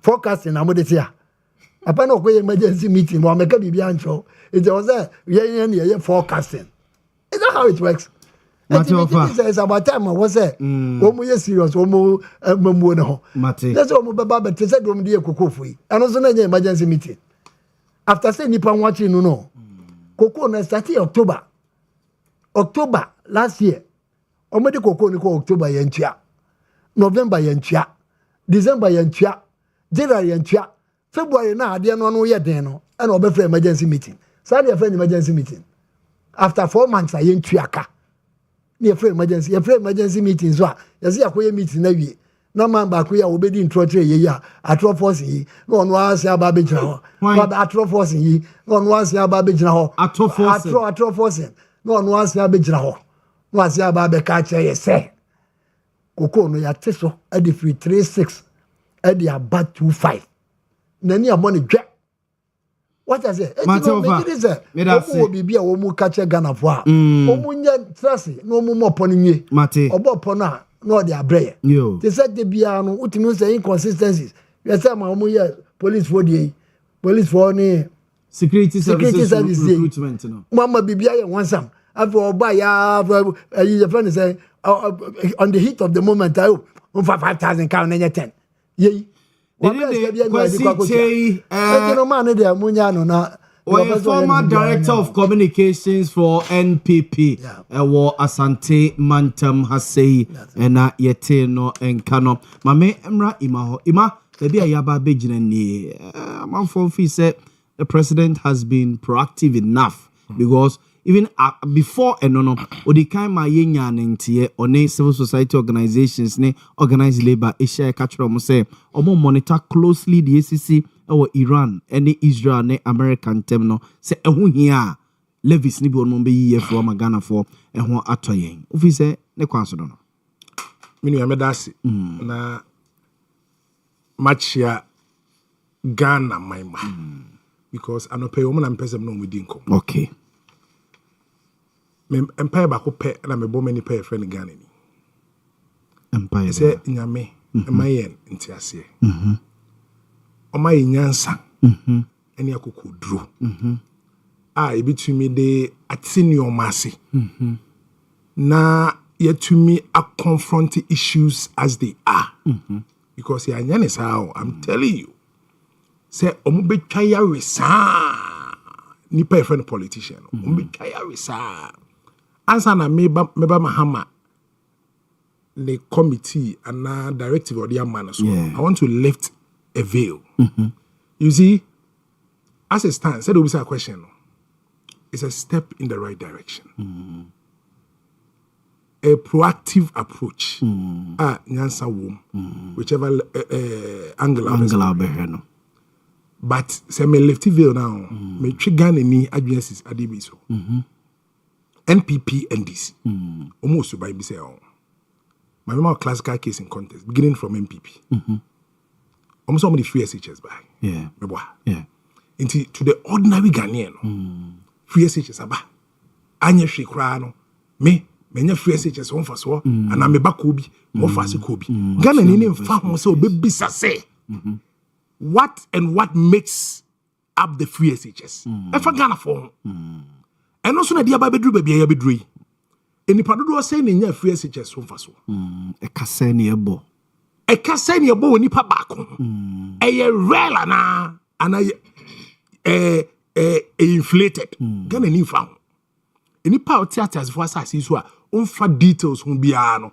Wo unye yeda ofre nyame kra onfiu because wisdom many evangelists pra e adwin say nyame na de ma no so wa apply ofre nyame kra onfiu. I'm telling you, ofre nyame kra onfiu. MPP aba be ka kire say enkra over 4 million and then free SHS on so transitional team you convert here no mo say nipa be 6 million 5 points almost 6 million yes but now about 3 points what is 3.4 Ghana nia what is free SHS wa ba wenya so mfa so no free SHS enye kufuado papa sika na dey free SHS enye kufuado maami sika ena enye ba umia papa na o maami na ono akasa sika eye me na Yaw Boamah wote ha evangelist pra wote ha eni Mr. Kwesi Chase kan na dey free SHS ye sika enti so obi dia so me aban na me dey free SHS aba enkra 5 point something million na ye efa Ghana me no mi anu sika ese media kwa kote na ye be vetina later ye hu say 3.4 million kra how then do you sit and say omo the free ekra the free SHS by ekra me nya so mfa so. You have been shortchanged. Obi buye, obi riaye. But enam say opre kakra papa kana opre ma onko wa usika o. Hello. Enye ni sika o. Eye wan kasa usika. Enti maame papa wo say obanya free SHS on faso no. E mo mabusuafo no, mo sika aban na gie free mo ho no. En wo de kakra ma no wa say wi ade aka hye botom. So why are you happy? No, why don't when you age? So be the free SHS aba. When you age, e wa usika. En wa say wiawo What you hear no? Or no, or Sebio, or what's rock a crown, or resource, was a real no. Now to when you are Joseph Free Saba. The same thing applies to the echoes and na yedi hunkomu. Say President Mahama is proactive. I say as early as possible, energy minister, and the finance minister and Tracy. No more say, or maybe when be levies, no taxes, no. Me share topic here about my say was if fuel coupon for ministers near for ministers slash yes. Me bow. Ye mo fuel coupon yes am mo other fuel so mo fanya adwuma na. That is a question I want to ask. Debbie. So I know an accommodate a fuel coupon now they be talk. Very good. Fuel na good. And not just say what season fuel coupon no. I just want find a salary na koto fuel. What common sense beyond or so who say a recipe for corruption. A recipe for corruption. So no president of course. Say what slash fuel coupon. And you find a salary or the go find a the battle and go to fuel and go ye juma kesiye and go quantentina. I was work as minister. Also work as board chairman and for ministers cry as a minister, as deputy minister. On find the bottom ska. Then you know so your baby weska. Yes, some other allowances or mode one why. But your allowance no say entertainment allowance. Also on find entertaining no. On no fan koto fuel. Is your man traveling allowance? On to kwan bi wana. O to kwan say no na odi to kwan. No risk wom. O pa odwuma akoda. Obi won number bi bomb yi to ya so obi wa. Sa obekọ okude to aso obekọ. Enti bibia ye deserving. Security e de be mo ebi ni. O say security. Security. But your bomb by security be na be save you. Bomb ma. Baby, I don't back on a bomb be to baby. Yeah. The kind of security and protection. Yeah, they found. Mass and I straight of Hamus. Yes. Hamus. But you security benefit me stop it. The cost of how the minister Bianco. Obianco. No, they straight of Hamus. I'm telling you, a recipe for corruption. Just say I'll catch them say fuel coupon now it didn't serve any purpose. I'm saying no more abuse. You can stop the abuse. But you don't stop issuance. What you say? Oh, catch them saying serve purpose we are fine. Then you have been wasting the resources of the nation. But in yes, I serve purpose we now see me and farmer or the salary in Nkotwa. I just say Ushen kutu person ko wiade. And I would him say, oh boy a chrono for me fa o wiade dada. Na de we wiade do so do. And to any the ma free na wiade aka no. That is what Mahama is telling. Yes, politicians ni ma benefits ni bebrebe. Benefits ni bebrebe ni ebi ni dey. Catch me. Dia hina enye politician si oko a meeting oko meeting ni yesi ya mano per diem. O free asi akọ UK ni yetwa business class then the executive class yetwa man hotel obekọ akodem yetwa ka bibia yesi asama ne per diem. Ni calculating in excess of dollars in the meanwhile ima nipa na ote ebia information ministry ote foreign affairs ministry no yes ye share expertise pass any day yes appointment na obokom na name okosua no it has nothing to do with foreign affairs when is share no by say ma politician is edaho why na dey buy edaho since kwesi kokko penso na say benefit na kwesi broni enjoy and na black man no buy also so to aso and you not kill mine na bedru ne before na share enye broni na share before na before no share no be fa na say be MPs na share MP no wane no go tra o enye wo me no on go share anye Yoruba ya san ka say wasan go bio. So who do you blame? No, who do you blame? Ghana Health Service. Unum says who took kwan ya. I was say amount outstation allowance. Aye. Unum say ufri kuma se kon kran ya. I was say amount travel, I was say amount hotel ni adi nyina. But once the kura wunya be ka just scanning. But we are quiet. But ibaye troto later e be. The minister no ba no buy no. Oh, health worker na utu kwan. I was say amount allowance na ya fa ma won. The health minister no ba e ba so yare no. Sebi. So what Jimmy Kakranti, o sa kwahwe no man hotel. Oso papa de waje. Wo de yesi am from scanning ho. E ba ya wasa kwakohwe no. So who do you blame? No, who do you blame? You are also service to the country. When a robbery to the country, a politician, we service na we robbery. Nebani yare no aba hospital. Maybe say we service and we robbery. Responsibility as ima, we be a medical doctor. Say you attend to. We say we are not. You see, here na ya was here na omusisi here. Until I may any problem with Omoni a dintina, whatever do them no moji. I understand. But yes, we offer I was here my any day, and yes, my any day. In fact, yes, pay because you pa. We know the language official don't understand. Thank you're speaking that language. It's true. As streamlining your man. It's true. It mean many problem. Fuwa coupon President Mahama for my dear Mawom. Nanyami to Omoka, or her sweat to Omoke. No one I say, all Baba 2 foot Troguiani, said I make us another 2 foot Troguiani, as you said, they are doing us a favor. Free essay. Akraba could be a scout, Moka so must spend Akraba come from Form 1 to Form 3. You catch all your mission. So that's kind of the Shakra, free SHS, the 2 years come on my piano, any tuition. Send none of your Tuanka.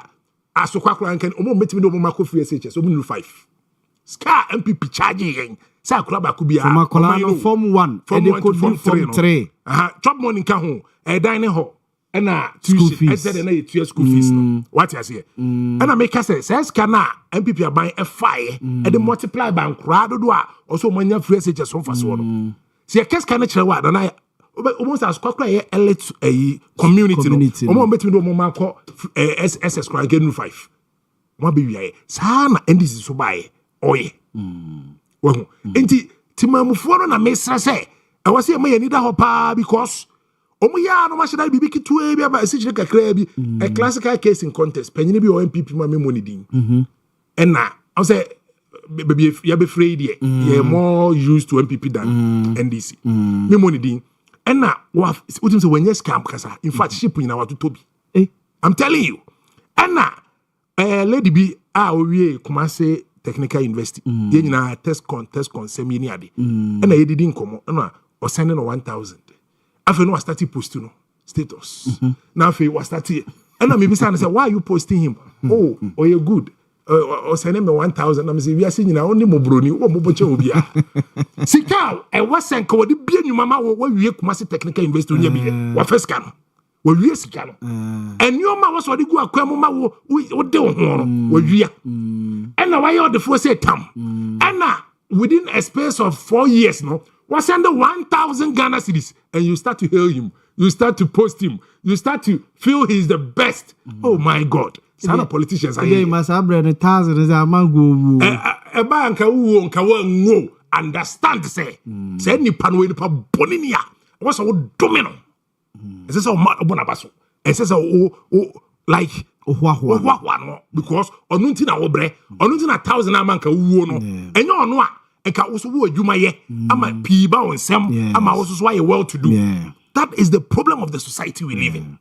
It be my imagine say because say me evangelist say I want to awaken the mental consciousness of the Ghanaian people to certain realities. So who say politician ye bibia me heli no me mbona baba because still our short chaining wasisiu because wakas wo ye nyoma yi a resources ne Japade ne nyoma pa Ghana we I'm telling you say obi a wako school bia wasen ka onya adwuma ye obi a wako school bia opese osua adwuma no e was say aban no class support na onya adwuma sua because of what we have. Na sika ya se Ghana sika nyina so enya obi a de enya politician bia de say me ne wa ye te ha no ye sika ne ye dia na mo wia ye e komode ye wo sika wo wa ye Ghana ni bia wo sika Ghana ni na wo ana wo ye Ghana ni wo Ghana card wo ye skani but enkofu bi a mo from politicians and na e shoche ni ye and na ye so ya pacha botete bo and ye ti won ye hwe mo di no mo wia ye and ye ho kire ye into o kire bi no so ba no pie kekre bi gu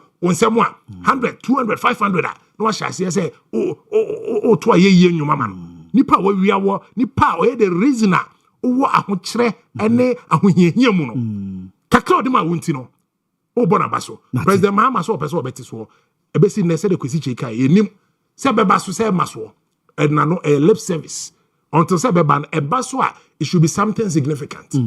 I was saying more than one city, one Ghana city.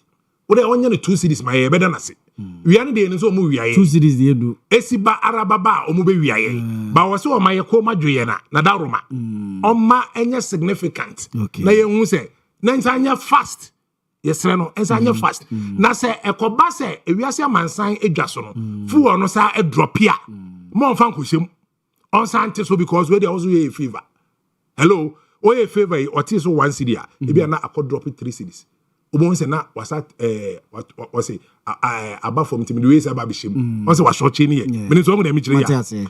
Or this 1 CD. Ebi na wi ase man send you so akwati 3 CDs. 3 CDs. What's what the 3 CDs na my no. Obo say was then me say the one neighbor. Na current price no say the one not to so. I say we ase man send you so tie so other countries, other nationals enya so far so. Na Ghana for enya so far so. Enya me wan wasa. The evangelist Emmanuel say JV na yete no enkano. This issue where the instantly free or a memo of Akwesi Cheho. Of Akwesi? Yes, sir. Former finance minister. Yes. Kenu Friata. Yes. Aman for call for his return. Say Omra. Na die wo hobia. Aban say Omra no meyi ne ho ano nsem ne bo no ma. Also omototo na no na o provide answers ne ade ade. Ebi fi say also oba. Na obeyi ne ho ano. Oyi ne ho ano wi a okọ ne baabi. Ana wo ne omonya adwene. Omaye odan.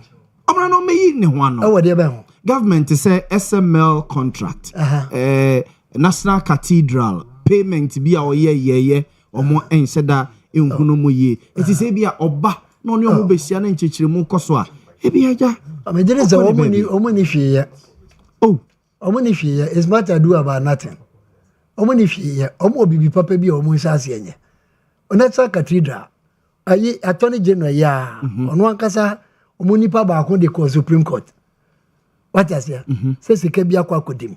Oba obeka say, o se bibia ni ho. Nyina fa parliament ya tua e de ama wo mu. Enti bibia ni ho. What you say? A report for omo a omo call Supreme Court. Attorney general be masa ayi no. Atoso mienu. O tensema no omu ka na obi akodiska no ni ade ade a. Obi akodiska what you dey? What you dey? nipa no so oni ha. Oni ha say we timi try nipa in absentia. Ade a wo say nkomu kan say mon ko fa sadi na mra. Ano de ya di na sema wi ama 10 years. What America nya ho na mama free balance ya. Ono kwa de na kola no ono na de adwuma ma no.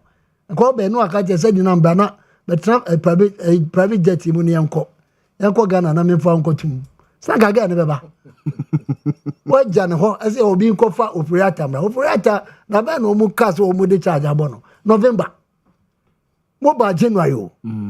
Operator no ayi no ya mo ne charges ko November December asa na also de charge aba o de charge bo obi a nya no so wako forward no wako start your prosecution but me akwa ye enti den o meyo obe oden o ti ko man ka tete sa ne de o ko ne na ko tum fa ibra na yiko fo nyina timi ma be born ade ye nim se mramu no obi a obi se obi aye bibia o de ne o keep no a 48 hours ne so a na de ne court na court no ama obi abebele no and na o te no office ho na o ma be ono na kire de e ma what I say and I just walk for fee 10 ba o go for yi Ghana budget ni na o go for ba o go tu papa funu ba asa ne jawo ni ade titi wona ki atete o sa ni ade charge man ni ade abonu a wo so no na be ina no obetimi aba obetra police station work na say wherever be friend kwa on kasa because Ghana mrano you say what would nipa ne kono when I was say we prove friend say nipa kono guilty yeah he who alleges must prove it who no alleges wakwa ye dealer aye wo wadwuma no and obi an so e de ne kono the first as a statement a police report to be asked to say was you have the right to remain silent for anything you say can be used against you in the court of law and he can come and sit before you as the whoever CID boss one you obet me abetrazi ahwe ho nsa 1 hour time woman the whole day no aso no ko one only case ani ono na ebe boa wa mu abedi o case na wo ko fa na ba na na be dey wo pe so ko fa ba ne ba ko fa no bre na ye MPP fo mu ka de nya ndey ya ko fa no ya ne ya ko fa no mra abra mo amuti akonya so kura mu ntimi fa side na mba mo nko na mo ko fa no mra mo fi so ye bibia go and bring him o me oden eti wo mo case bia wo mo abodi atia no a court no wo aye adwuma ke charges a wo ni so wo say wo mo abo 78 charges 78 na wo attorney general na ni abre 78 charges 78 onye serious with me dia asem wie kura ansa na asem na court wo dia asem wie ansa na asem na wie court eti wo fi za wo dia wo ba ye no wo ba be this nipa for nothing wo ba for nothing gu nipa no mo ase ayi adubo an ye kozi sai na adubo an ye die kura mo kokura no mo dwane mo dwane mo kofra mo am witness ba ye witness ne sai say na ma me ne kai o say o say sika bia anyirai sika bia anyirai o aso papa yi fra brochire ba mo akwa no e de na kotumbe se na wotumie no one ne yire ana ye no kura de jama ye yi ne ntam kakra e de abrante yi tumu saa ye bi ye so akosi dan e da 27 ana wakofa aban sika akọ jisika de akọ bi account ana wafa aban sika de akoto dan 27 e da no e fi rafo ne se mo maje omo mu fie no no omo ko twitwa pictures no omo si se mo si adubo ahende a e fie no ni mo ma se sanko gu nipa ni mo ase for nothing o case tie obi academy bi o o se ora na ye beans ora o ye beans operation recover oh ayese say aduana omo de cement ye no omo de cement gusu no udi ya na ye mutu asai poto hwinim edema de no bom afini Attorney General so guso oni hwe ye sample evidence no mo de ba no ngasa na be ka che say okuja to calculation no aye ono an calculation no na be ka aye ono an ka che say ayi domlavo ana obe ka che say papers no mo de koye kura bebre ye nwura o si nwura no mo de koye okuja to so say o 32 cases 32 cases no ebe ma ye $21.5 billion e kan se munu we na go for sidilati $21.5 billion o anya series ana ora na de beba na bisa say ora no case no ebi ni say ya o si ebi ni Bank of Ghana building no ne boarding Bank of Ghana building no ena esiama na nkasa akọ parliament said the best of the best bibia the din akwakotrem Minister of Finance building fe wo kanda ho de no fe o matuko atufo se nya wona ote enya sa buildings ya no mu ka se expensive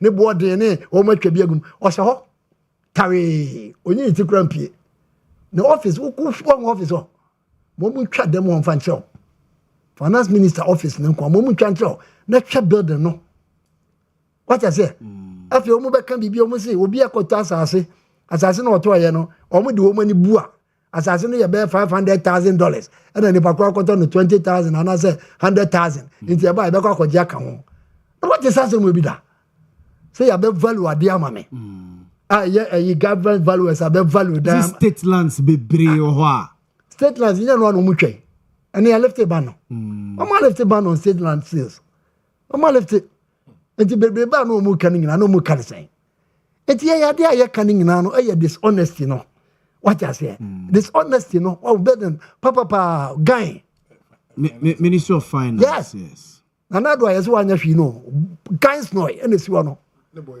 what I say Minister of Finance building guys no Ministry of Finance building as we betimi we hu we yo as we be ka to say kufu ado anya hwe amaye when we beka overgozi enya no ne ha neba ne bo ne dia neba to ne bo ne dia it is up to the builder your friend say parliament for no ne ade no omo na be check ni nyina valuers ne be kwa value no mo dia toto ebo na ye kan so we so yes normally ye mo friend say 10 key projects ye bibia mu nkonya nyina ye hye ne nyina ne ye de key ahye mo nsa say na no kwa no wo hwe bank no kwa no a bank we contract we dey yes bank we now dey hwe bank we na say ka to say ni vote ne nko abo a wo beka say na ne boarding wo de beka da ne bo the Bank of Ghana dey say vote ne nko a dan no kwa no security ni nema bebre wo dey hwe concrete ne nko a dey wo kuma say ya kra hwe concrete no ka say wo dey check ne da ne boarding enti e ba ye beka ko discount no wa check ni nyina ko kan wona ye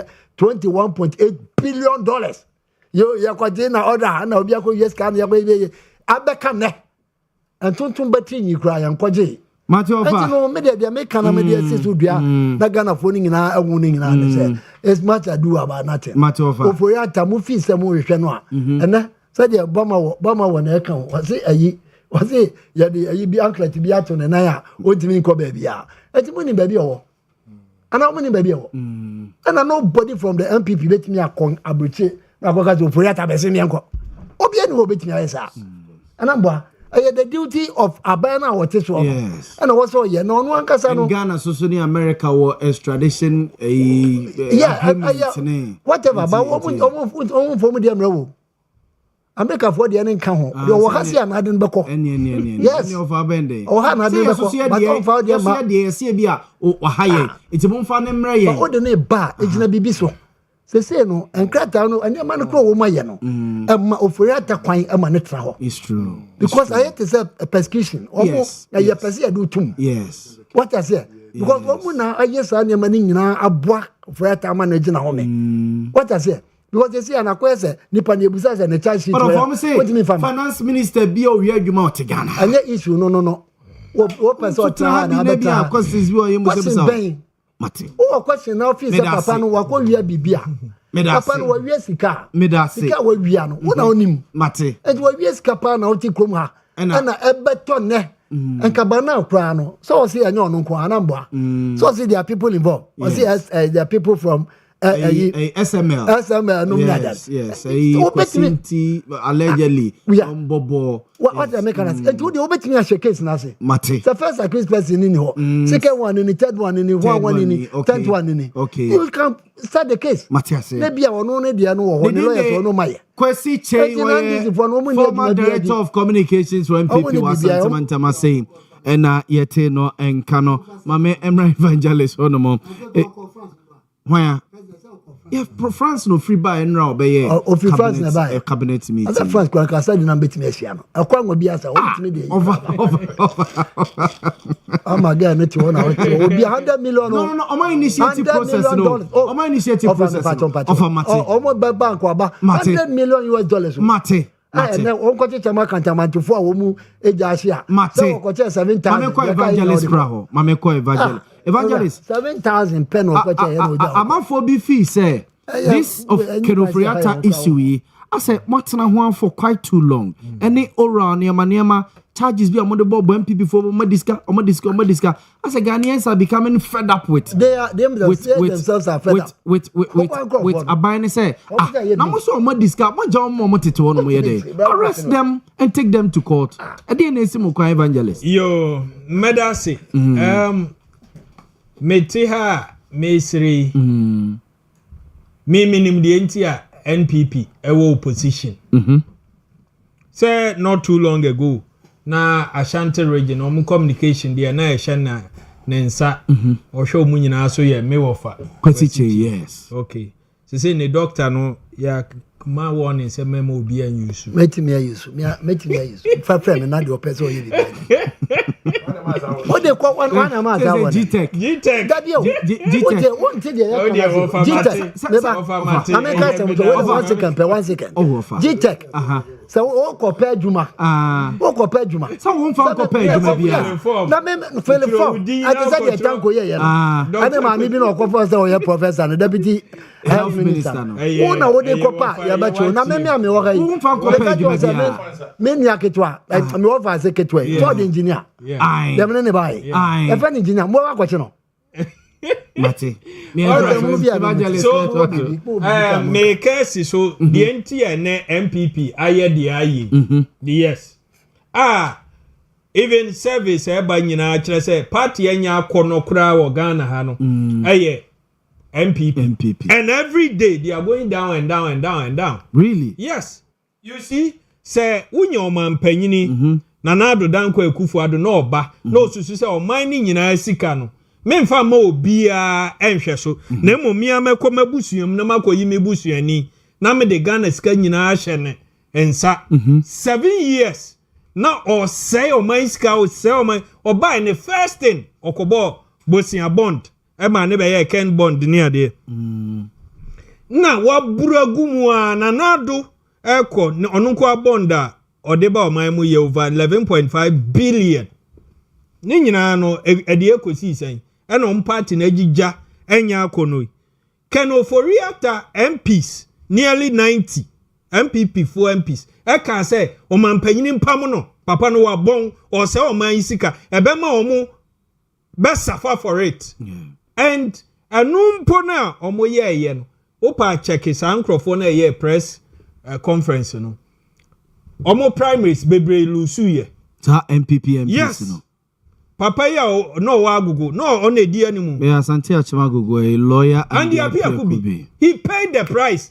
How dare you say? But we need primary president say on Pamuninia. But we need primary school lose general elections. He lost it. He has lost it. Today he's in opposition. Yeah. That is what they wanted.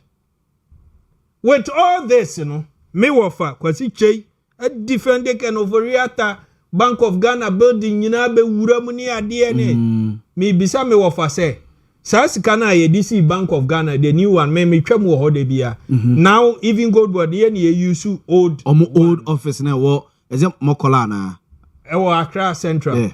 Yes. Ye na ye use e ho no. It's still solid. Say sikano eye me wafa de a ko the basis adan no. That would be his priority. Ye be ko ye nim. Ken oforiata. And I beto you say US authorities are seizing a passport. Now then I can oforiata kra ko ye wo US. Let us understand say there is that aban de no say yemfa ne mra. Ana ken oforiata nkasa ebu America mra so immigration laws no wabuso. No correct. Wa overstay ni visa aspa anunti na ice ache no but aban through the attorney general achro ekodada say ken oforiata yehia na oman mu ha enti for now no na ho kire owo mu ne chi aya che no I know the family they don't like it but that's their record akoka beka abusuya no ken oforiata be finance minister wa krasa okosa no yade ya cheno America wa bu America mraso ya cheno the family they are not proud. Ken Oforiatta was once upon a time declared wanted. He was a wanted man. Oh yeah. Yes, the family they don't like it. But what do we do? Ona akofaba enti oman sa wo hwe de Ken Oforiatta de esika sembe fa so nkrofo a Ken Oforiatta nhyehyɛ o mawu power Ghana ha I swear to God. Yes sir Ken Oforiatta nhyehyɛ sika sem tutu ya bone unim nkrofo a safa wo mama talk less omo banks ni ade omo ndwuma ene pa kwasindum tena ho anu wa yese o kai se one President Mahama Shia President Mahama no pese pa kwasisire o se o ehu ne picture bi o to wa yese na eye no mo pa na omo nyina de sire pa kwasindum is more like an uncle to me. I know him. We are from the same area. Okay. Why am I MP? K-E-E. Yes. Okay. Yeah, pride. Hey, Pakosindu. At a point, not Commander Edine Guafu Brim Enclave. Yes, that's where he's from. Your star boy. Yeah, he was. And still will be. He will bounce back. Okay. And Mranebe, Pakosi at a point in time, none in Juma war. Commander Nkwaye 65. Yeah. No industrial park. Mekoni hotel hona Coconut Grove. No tre. No tre ko nanim. Nanso MPP die. Se Ghana ni be ye bedi ye. No free omumu a. They must do everything to kill the business. And then omu fanye Ibrahim Mahama. What crime has Ibrahim Mahama committed? 8 years. Now Ibrahim Mahama wa hano ye na dwuma. No share MPP for and paying for baby. He was paying their medical bills. Oh, yeah, sure. I'm telling you. Why? MPP for he wouldn't want us to know. But both political parties, everybody, and many hopes in Adoye, the video be trendy. He was on one of the platforms in Accra, I think Owia. Or see maybe Ibrahim Mahama friend is an uncle or Susu or Kwa. Or better than I drink Jonko. Into once no Jina Ibrahim Mahama Junction so and will be prayer no say Ibrahim no Ibrahim Sutini Dio try no who so no say bra or koya or say then a mafre wa or so boss minim so best some genial. No see there be I've seen say wo bo more than person wow. And Ibrahim Mahama Chreno, one of the building or say Brana woman who party leading members are no mother. Miami fee, me na me show mo. Nanso MPP ba ye nyina hini bauxite. Ghana ni nkoye de some microphones dey on Ghana ni nkoye de ne boni a waye aye se ni nua bema ebeye president omuru afi se ni wo fa nya hotamaklo ni wo fa direct o ne ma is a founding father of the MPP only President Kufuor Shia of omufre no papa President Kufuor kan the Mahamas ni nyina aboa no wo be omu no mu di nkomo a it will amaze you. Some say it was President Kufuor time and not all lefty is it Zoom Lion, Unity Oil, Angel Group of Companies and Ode Ibrahim Kahona or Peja these businessmen. And so MPP but they have a problem with Ibrahim Mahama. Omu penny for near Mumbisa omu. Mumbisa. So and that man mine where we need it should be news because President Mahama can offer reactor Nenshi say any be pensioners minim papa bia why so my adwuma aban adwuma 45 years wa mo akohwibra wa num wi insane maasem ne bi because onim ba bi ofri esie sika to bond no we said na ho giebre mu no yade beba nipadua no odi bia ahwe no ho ahwe efie ni ade ken ofori atan hyehye iduru ba bi no so ntumi ntua papa ni sika ma no Ghana for we saw say mrewa ne nkokora demonstration what will be sada that time the former chief justice Crampod demonstration what be that and it happened under Nanado any ni nua ken oforiata and where is ken oforiata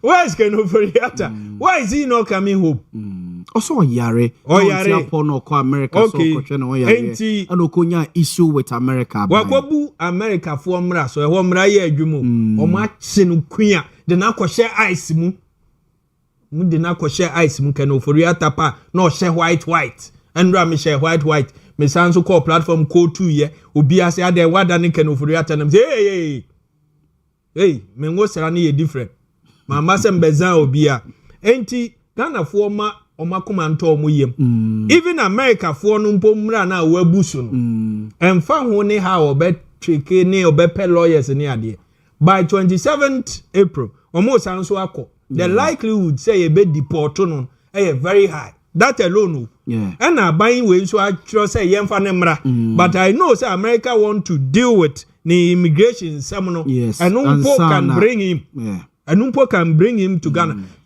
Ken Oforiata will come to Ghana and answer questions. Ken Oforiata will come. Even me wafane MPP for bebre. Omo o de camera ni si omo so mic na. No omo ye na Ken Oforiata ye udum ni se si omo se papa no dwa ye dwa no. Dwa ye dwa no. Nka Ken Oforiata pa ni.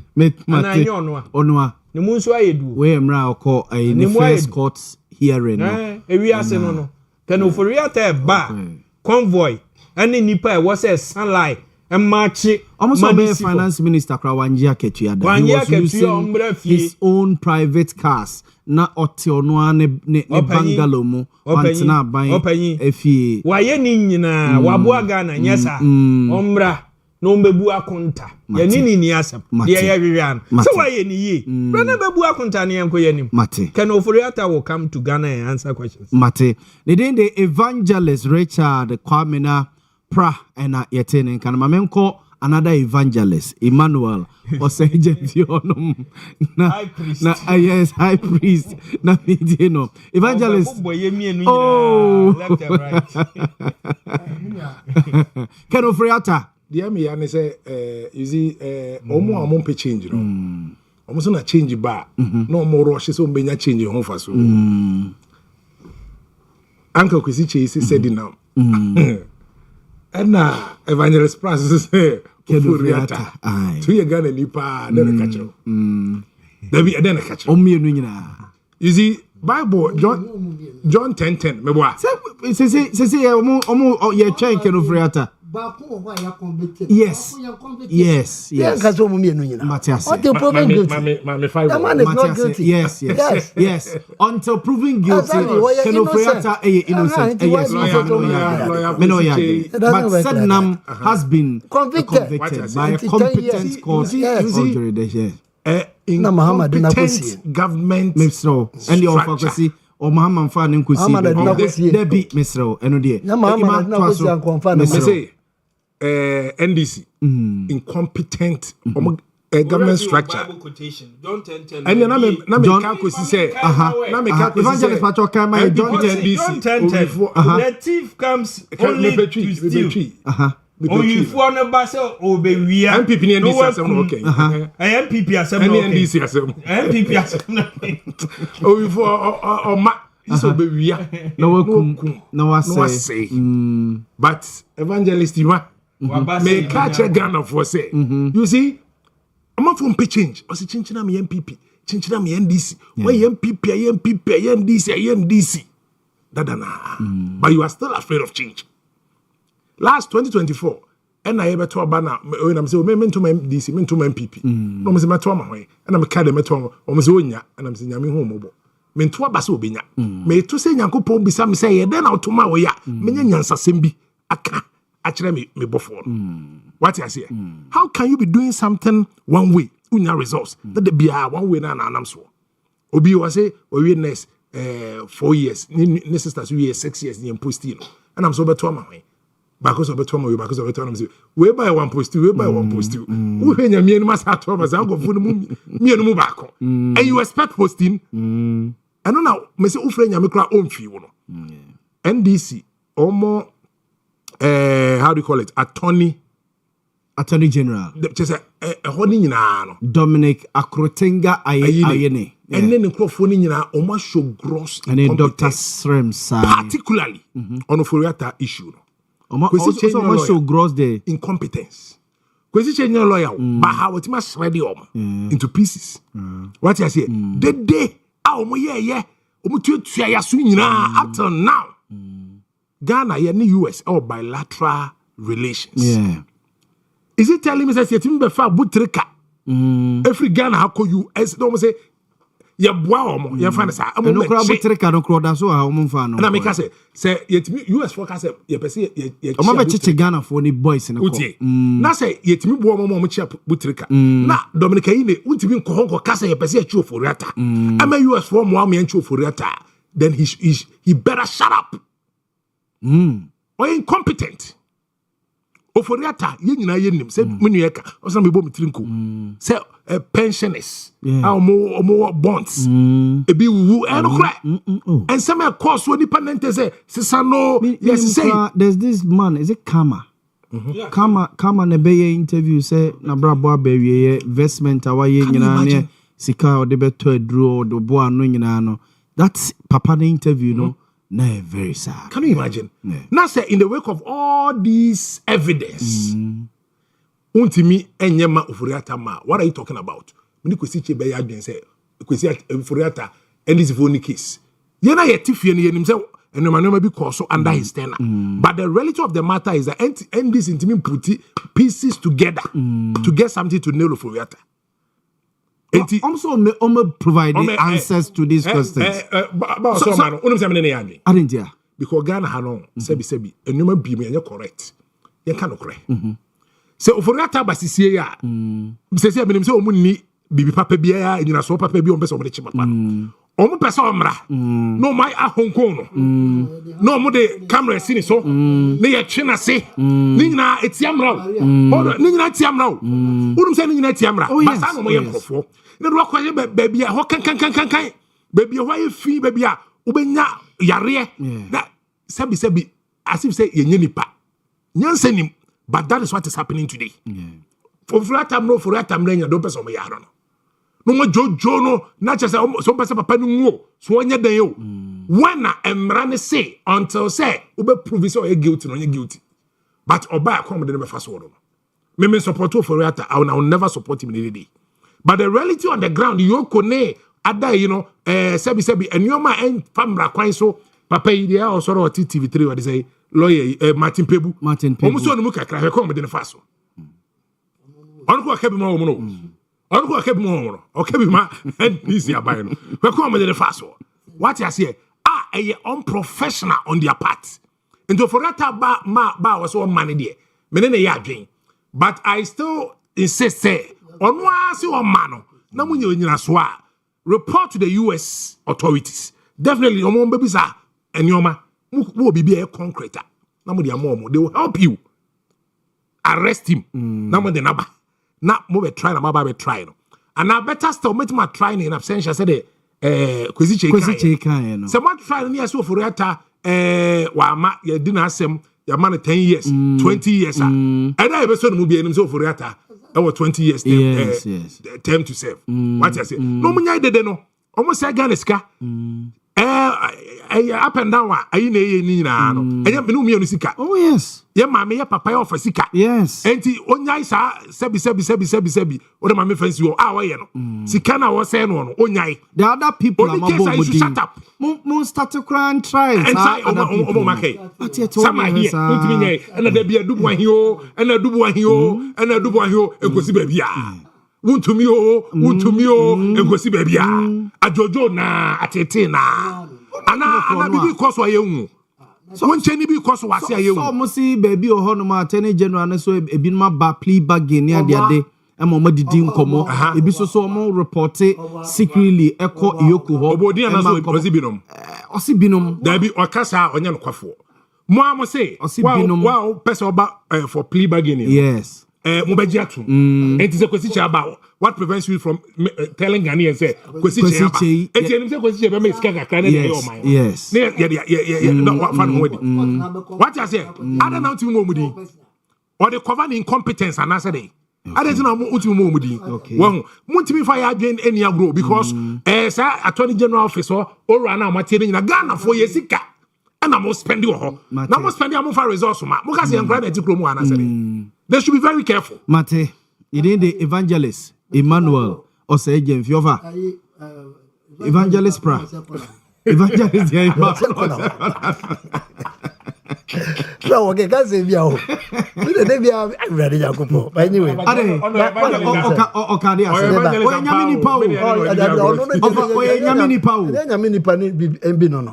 oh, it's a nipa bia. Enya nipa ni evangelist. No, the other day, obi a kwa so dem about politics no nya nipa. Politics no. Onye dey no kan ya wanye truthful. Edika wo say obeka bibi fa Ibrahim. Sa bibia MPP be ba no mo pese. Ka make say yemra so me mama 10 minutes on it. Damai minds. I love that. You go. No problem. Damai inti of our mention in front na yemfa Voxica no Toyota Voxica no. Issue e bia 1 or 2 minutes be fan so nko. For the next 10 minutes ma memra ho no na.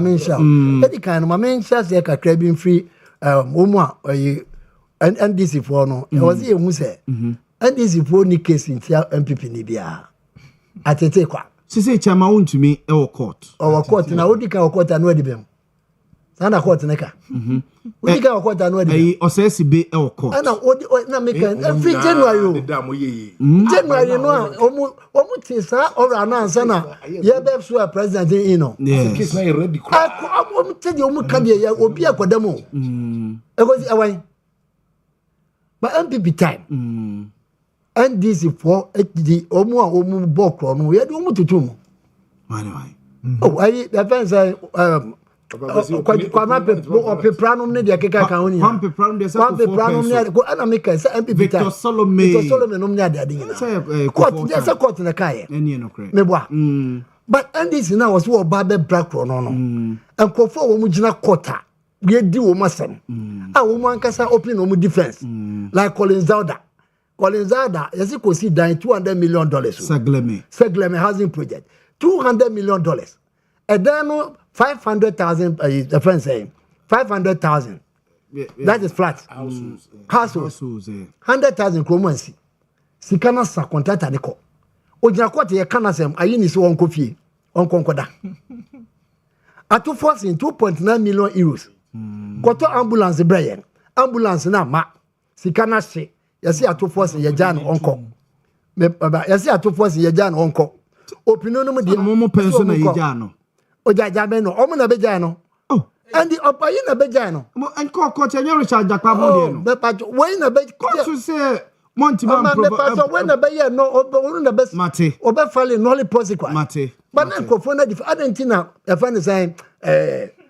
my lawyer your friend saying and this lawyer and is for lawyer papa kokre ya chachu chikata ada na chachu nipa ne de oso manenko what has it na chachu defending nipa ba your friend say assign enough no defending nipa ba o say je chi question o man nolly prosecute but o reject o say adie bia ye criminal no yes so am ya kweti and discharge no what it means is say Collins Dada no me ade no akoda bi be ba 20 years time o mu furu kro betimi atu akodi asem no it was a trofos in kwa obekọ yesikanashi entino sana ade planners Ibrahim takwada my minds what take over yes they are making na say ade no so wo ho oye Ghana ni let's support a Ghanaian businessman obi ni ho won support Ghanaian ni o obi ni ho na Ghana ni wo ye adwuma say we use can family me ana you this can be bro oh there be offer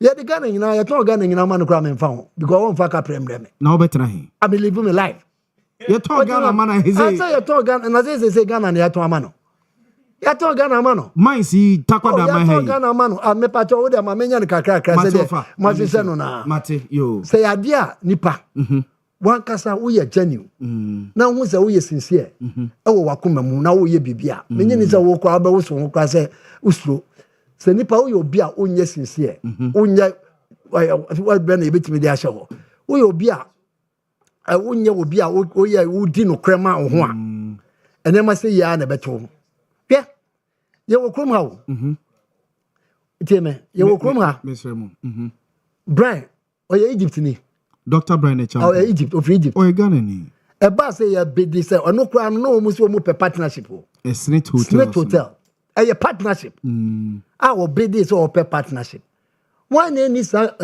one almost no say Brian Okruma when it comes to hotels the biggest hotel in West Africa it is how we cast me person me better shares a friend is saying Labadi Snake Hotels mo Snake about 4 of them na se mu cast onu de oye nye na obi betra ka chem say friend saying Ibrahim de oye be yi a Ibrahim kwa na nim gold ho asem na Ibrahim want to go do no dey one de no supply equipment for that for supply services and they ma gold mines no one kasa dey gold no mo dey 2 gold na yeah don't feed you 2 gold and now 2 gold some is say I miss that I miss school there make me go teacher ho there be some person muka there be it is some won fidie let's be ban no be hand fidie no so dey koye kwan no dey koye kwan no dey koye kwan a na be all of a sudden you say me na me hand fidie no man nti ye dey ade ne man no there be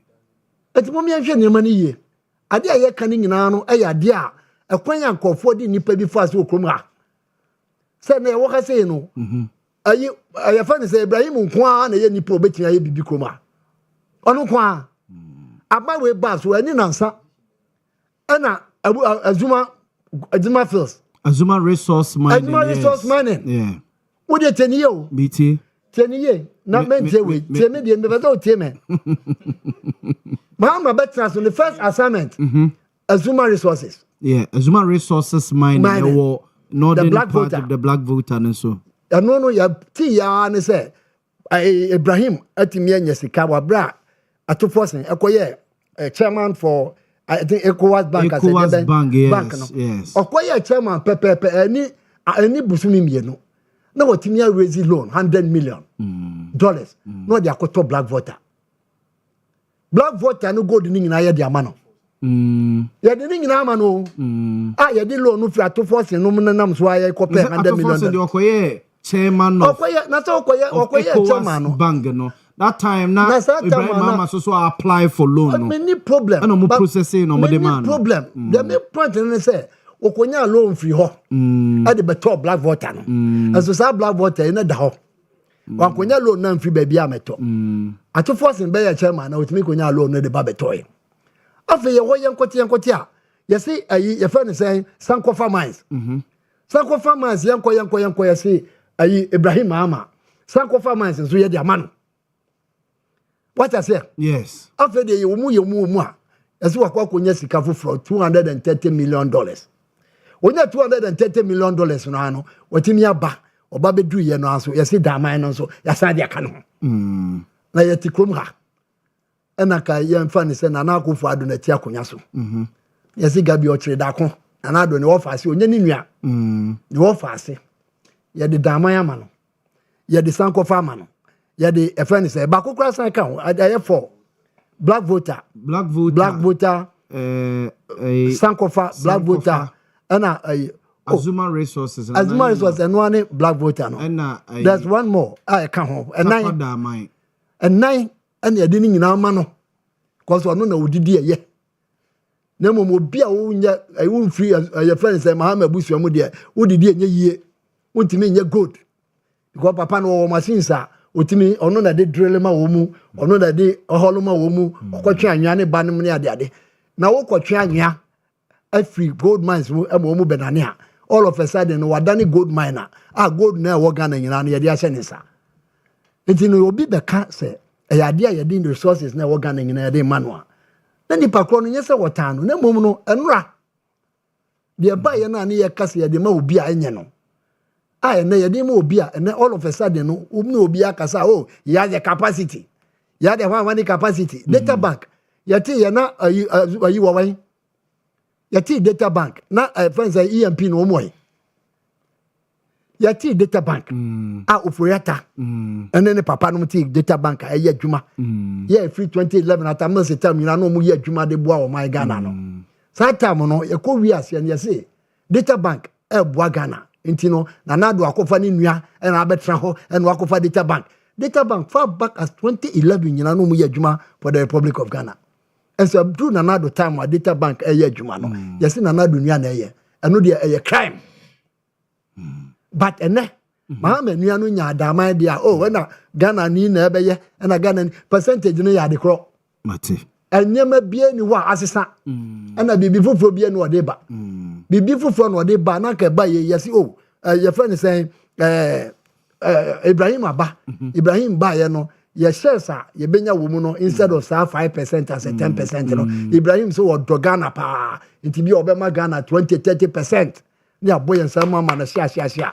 dia brofo ni twama ya na no anu otua enti dem na ya sonko na se bi sika na sika bia betra ha bia na sika na ya de koto play na tra sika na koto play na tra play bay ayi afan say private jet ya nam kromai sika na tra ha saka says kan be adwuma ka be ko bole akobole na say bole nsuo ni nyina say god no ma tu bole krom and you say you swing in the pato bole look at that you be fine what as enti no me de mama kana me magana for no enti say ade aye kan nyina ne say so fi say wo yes sincere ana Ghana for no yesusu say ye yan kasa ye di no kra ma ye ho a ye enti say obi any problem ye mbe so mu bi ombe ye but ye kan nyina ne say obi ba na say obi ye adwuma ma ye fa ye ni nsine so say because we we be ka say jankrama kra ko ye paintings kra ne ade eze na nado de adwuma ma ne ba o te me kan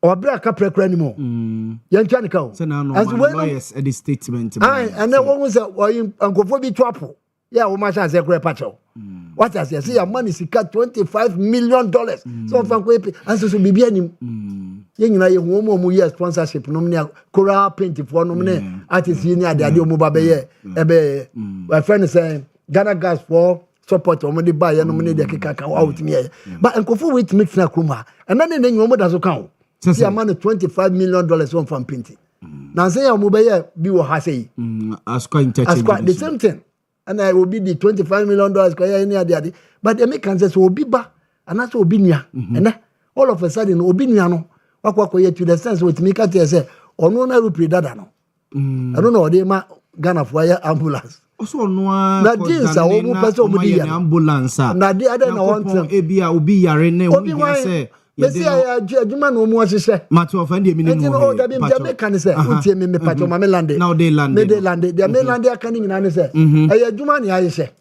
e dia maye so ka say o dia ade amagana e fa na o say ko ba na aka sa play no enke wo Ghana Force for and I say Ghana authority na ehwe so no and wo what I say but it mean kan say ye dia ade amagana wa bra ni pakro na na rane the background na dey the oye the background na person dey bibi and here na say dada the individual no timi to play mono guns no e what me be catch whole country Ghana so me dey dada na matrem no aye dada no me dey ambulance amount Motremo Mako, Namu, Wuzwa, Yakopa Baby.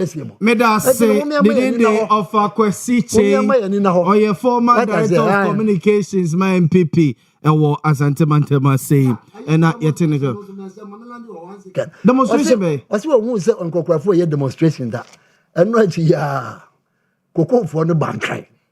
Catching.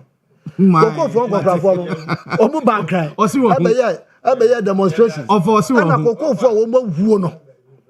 Almost can no matter so. Coco for Uno. A chair nipa do your friend is saying your cars are quite pension for na pension for the banks and say pension no abo woman mo music asem kwa ye. Me da say of akwasi chain na yete ne kana ma me ko evangelist pra honomo na mentie ne takwada man Ibrahim Mahama binum fi say sanya ne nua na ye president sanka ade nko nya wo. Ana yo Senior Medasi, evangelist. My two topics. Yes, Yankan and Kaganka within the given time. Toyota Voxy. Made the Voxy, dear no Beshasi. Okay. Mr. Momo, I'm afraid of Akwesiche. No, Munyaina, ye high. Dear me, when they say Voxy Nankasa, Kano, and Moha. So, we show more videos. Who say, Omoya Kabia, or more videos. Yes. Omoya test run near the day. Yeah. We should be our young special. Yeah. And a car, Omoya as a family car. Yeah. Oh, Japan. On my muha, baby, na ya say a right hand. No more two at the court. Left. Yen penno. Ebi okro omode kind de code Dubai. Yes. Dubai for na ko to the sea left. Na bound so original but Voxy bia ni hono mo a ne steer no isi left. E bia de si isi right no mo two. That alone no cry ede BB bar because that's not the original make. Yes, yes. Into what changing no crowd the BB aba. And then many mechanic be how you should be or young wajuma. And he open up catcher me say. And I'm so omanye for commercial purpose in this I wait in in as much as 7 to 8 passengers near there. It's a family car. Omo de ba omo change absorbers no.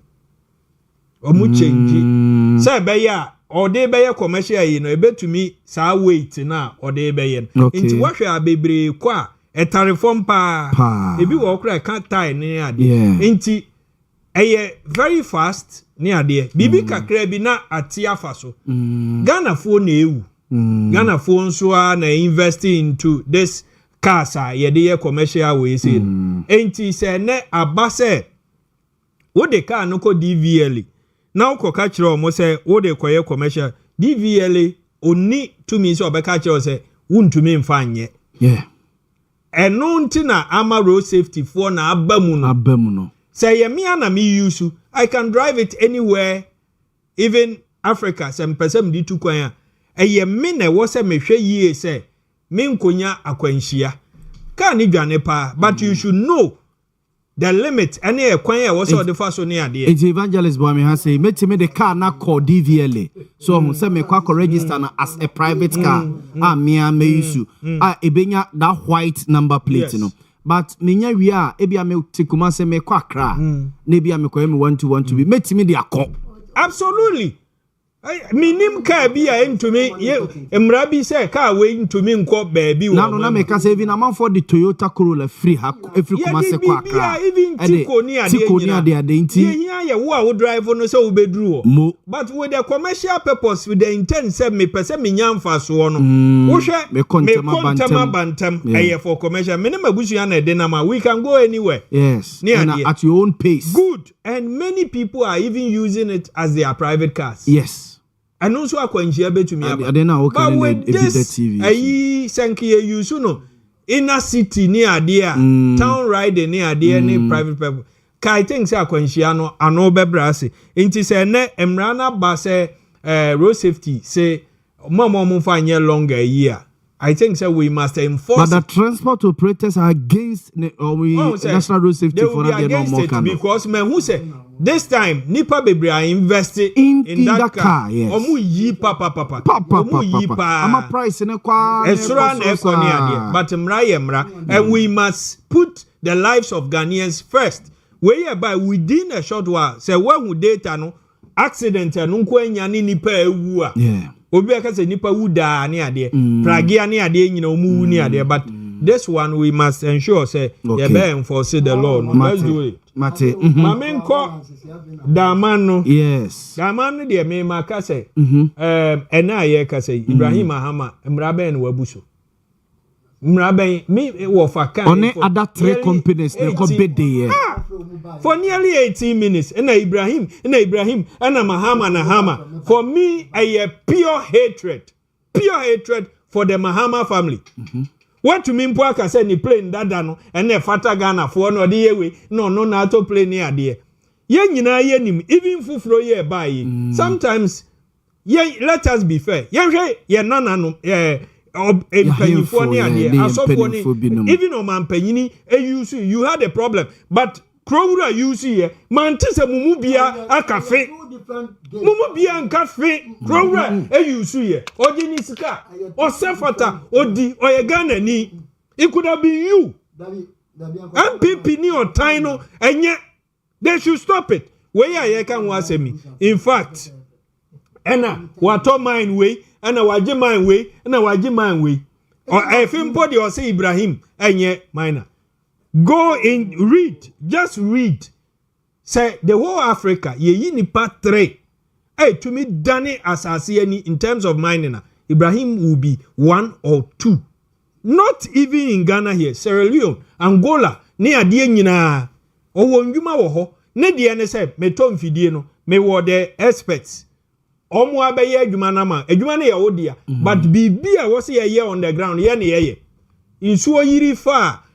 cycle then Odo river no ono ade o say aban mu wo machines no but you don't have the experts omo etumi use machines farmer ye ya the best mama mu free eno ken Japan MPP ni then one kan wa jiska we wa ye we mu by 8 years mutumi hwehwe mu ka say Ibrahim oyewe nti for me I'm happy say na ye kan ho asema we should celebrate the first time 100% owned Ghanaian company ebe ye mining ye too gold for nearly 160 years nyina amanone Ghana for de nkakra ye no kweri ene omo ni nkitinkiti ebe wuram ena aye bibi ewo ho abeye musuo ade nka wo say ye nhyira abeye musuo amai because of omo ni nkitinkiti no enti se ne this process started in 2023 2023 na President Mahama na president when Gold Fields decided say omo site order man omo by end of December 2023 omo wind it down no mako and Ibrahim Mahama oni omo aye adwuma for 20 years and counting onu na ye adwuma no but adwuma na ye Gold Fields for there but say ye two machine drivers bibia aye EMP na aye inti more like aye ne dia na adwuma mpo inti se ni wura ne se na me nya bio na onu no owo mu no say me ye interested metumi aye a oye Ghana ni and this 100% own no crampo no nanado time no car say let's give it to company a 100% owned Ghanaian ana omu bie mu no nso nya say bia o ka say owo mu dada ni nua di president ana ni nua ebe di president enti yamfa ma no ye bie mu mienu no more foreign partners wom and they disqualify yes and no more aka oni omu call the score was 93.3 93.15 the score bibia sika odi beshem machines or one ade let's celebrate this man and ensure say going forward all the extractive industries ye benya Ghanaians ewom and Ibrahim Mahama enya we wan mo na eye na adwuma no already one wan nya Ghana for na eye operators ni ade sika na be ko hin onya sika ode to plane nya na ye krowura use be for their safety and their comfort we deserve it nka oman na nkasa enya ne airline ni ade but say ne ye nya na Ghana ni etumi eno nso MPP for so kum $700 million no we are obisika Ibrahim Mahama 8 years omu use merchant bank ne ade omu to me prosecute ne say of our merchant bank sika. Why are we doing this? This is pure hatred. Munya to me no na mu eso nkrofo nsa ana mu peja omu anka yenso yeko baby. You are using Brian Champon dear no say obeto hotels ne ade. Brian Champon obeto shares he virtually obeto ne ade. Then workers na hotel ne ye omu de ane kan ye. Omu se ye nton. Hotel no Ghanaian workers sika and omuna original ye ubenya ye mu be politician me I was against it inti uni me kan different from there no snake contributor or say yenton uni himself for the past 1 year that hotel na eboka no declare profit just 1 year yes okay yes okay you can read me wafa communication is a wabra jama mrantie me da say evangelist Richard Kwamina Pra and yetene kano from one responsibility of the media education and information yes I was say a team for senior mass no more devoid of politics yes it's true what I say yeah Eba Attorney General also I was very critical on NDC. Well, enti mesre. Though ebino representing MPP NDC, but he can no cry. And the Brane Champo, dynamics of the day, and favor no. Yeah, and the timing of what you say a project no ne very good. And favor no. And ka Brian Binya because the of akwesi cheke but am for so just on one party for ni bisusu ne kokun no wa de no wa be the crowd for years MPP no na omaba pro omaba na e for na kokun no na de be duru sa na na do minti obia attitude no na ma party no ma yeden attitude enti omo feel say Brian no belong to Nanado fashion omo na esi na chi e ko wo ni p what you say enko e Ghana ni yes enko no so be majority shareholder enko super fantastic me one person I'm support Sadia no said the pa evangelist pra achrim and I wouldn't waste my time Ibrahim Madia no dynamics ni na favor no what you say and he promised staff what takwada mining 1,300 or promises say obe keep you 1,300 and even I was say offer bika ho obefa e the account or promise local content cleaners ne watch man for yemfa certificate say one na yes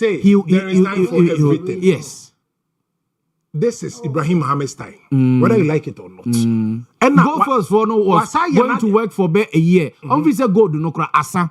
But I promise you, I'm saying no ensign for the next 10 years. You be developing mine no. Near continue. Aye, human no. So, listen, the bit myself. So we are not go first for no person. Much less I say. At the end of no, it is not wet. The Kenya. Yamagana Frontier. Ibrahim Muhammad. And yes, we President Nyani Ade in a time like this or no, and now or what it takes. What you say? Because me a youth activist. Yeah. The employment partner here me pa say enya Ibrahim Muhammad enya kokodro enya resources ababi ginem agia e se kwakodi abrofo ne straight foreigners ketia na China for the track kabu makwa kwaje omo ana Australia foi omo koje a scan nyina eko but say we na kwaje no ana we na akwate say obi awie na dwuma na yasa ama no contract e se onye 60 years okuta special expertise bi obi ani bi when we ni sin chen a etikana frontier CSA o enyasa mahama na aba and was say adwuma ni nyina ama ni nua what you say what it takes to bid any conditions around the bidding ni nyina no ono na etumi satisfy ya Grace na video ya audio two way there if I takwa da my ho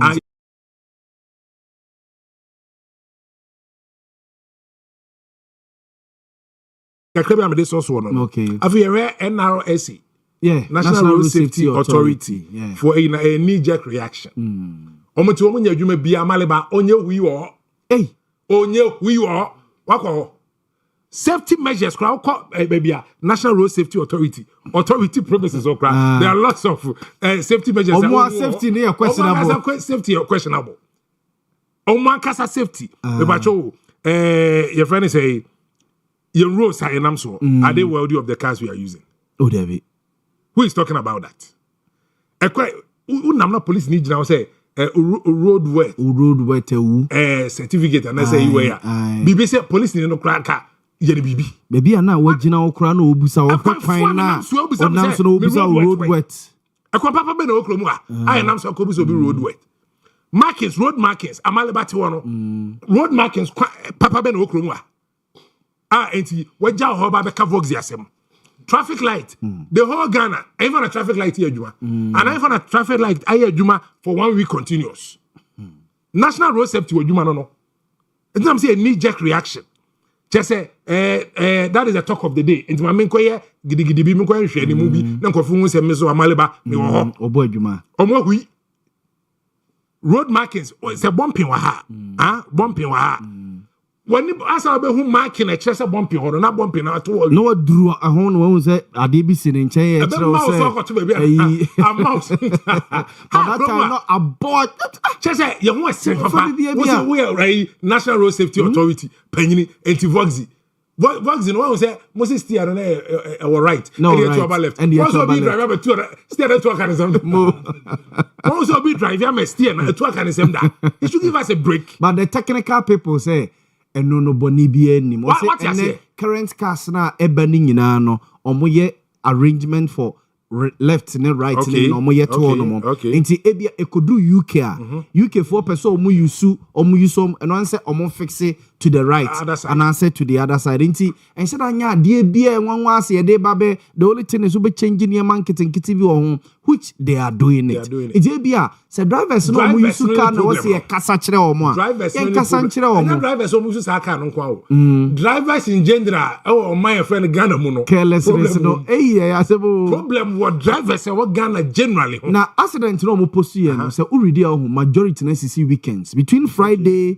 Saturday Sunday no better investigation and the akwa de nimo yeah no face value na accident no do see weekends between Friday Saturday Sunday say that time no the watch be akwa yie the driving any issue no evangelist is investigate so driving akwa highway no so weekend the part me call some man pose there nearby no boys no so makwa yi o say there and na shim nam say hey masa what I say national road safety adwuma wakoda what is a vox 1 2 3 4 10 asho wasora ba fa cameras ni we o member so kran ke was second maybe pragya bi ena mu finfin o free rage e ba be kwara but na speed that guy ne dey ba no traffic see o mo free rage ba be kwara about traffic see o mo free rage ba be kwara ena yeso e free be kwara about eba rage no and mu da hokakra and onam mfinfin na bus bi obetie si the other lane no esra me say mani room traffic ni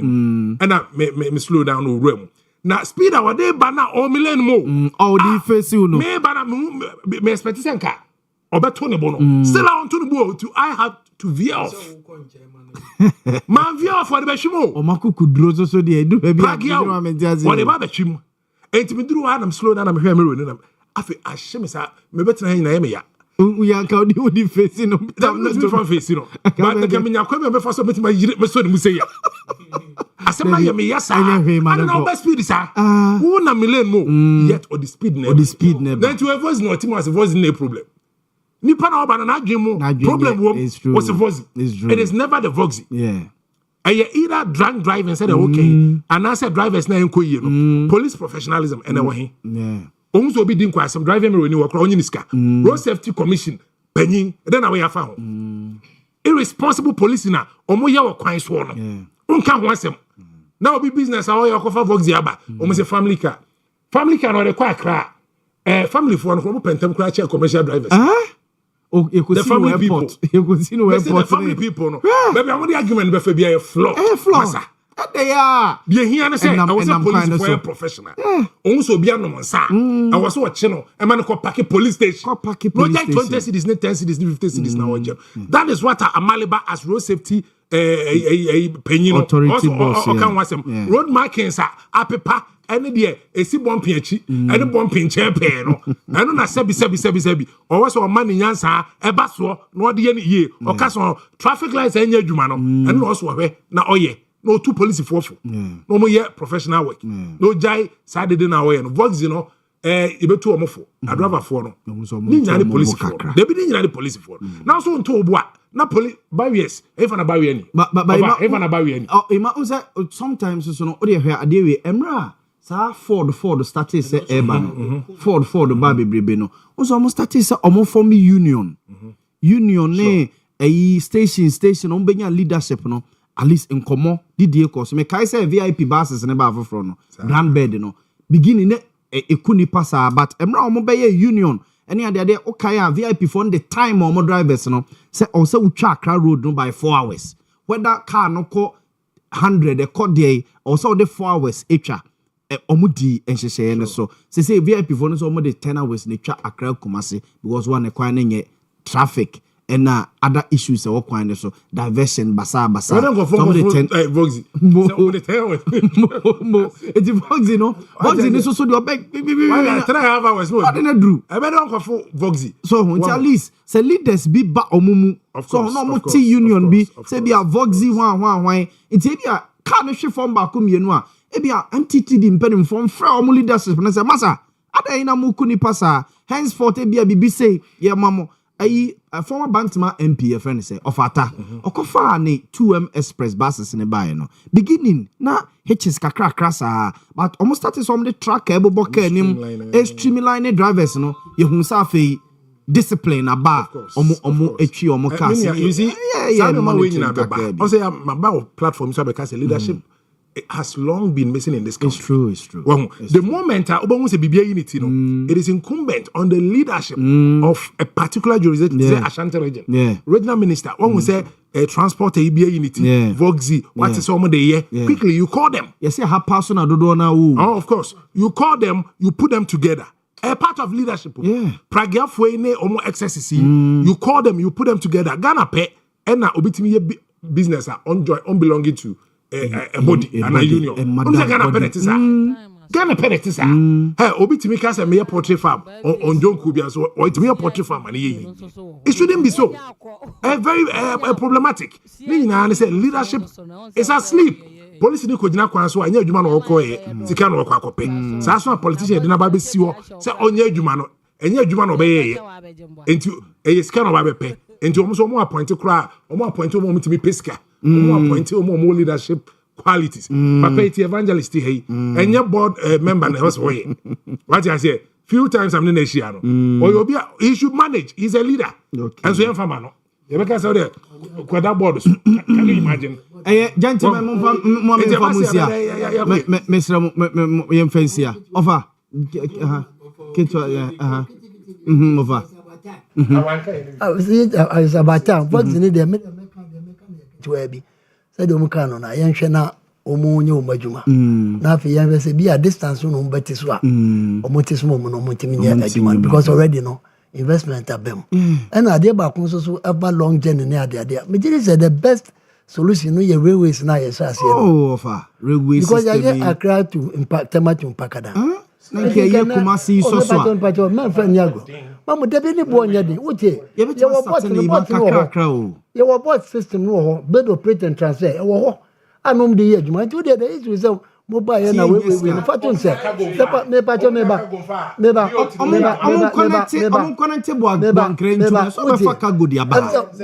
so that is where at least it will help them. To was. And the issue no. There must be a rail system and mum ebeboye.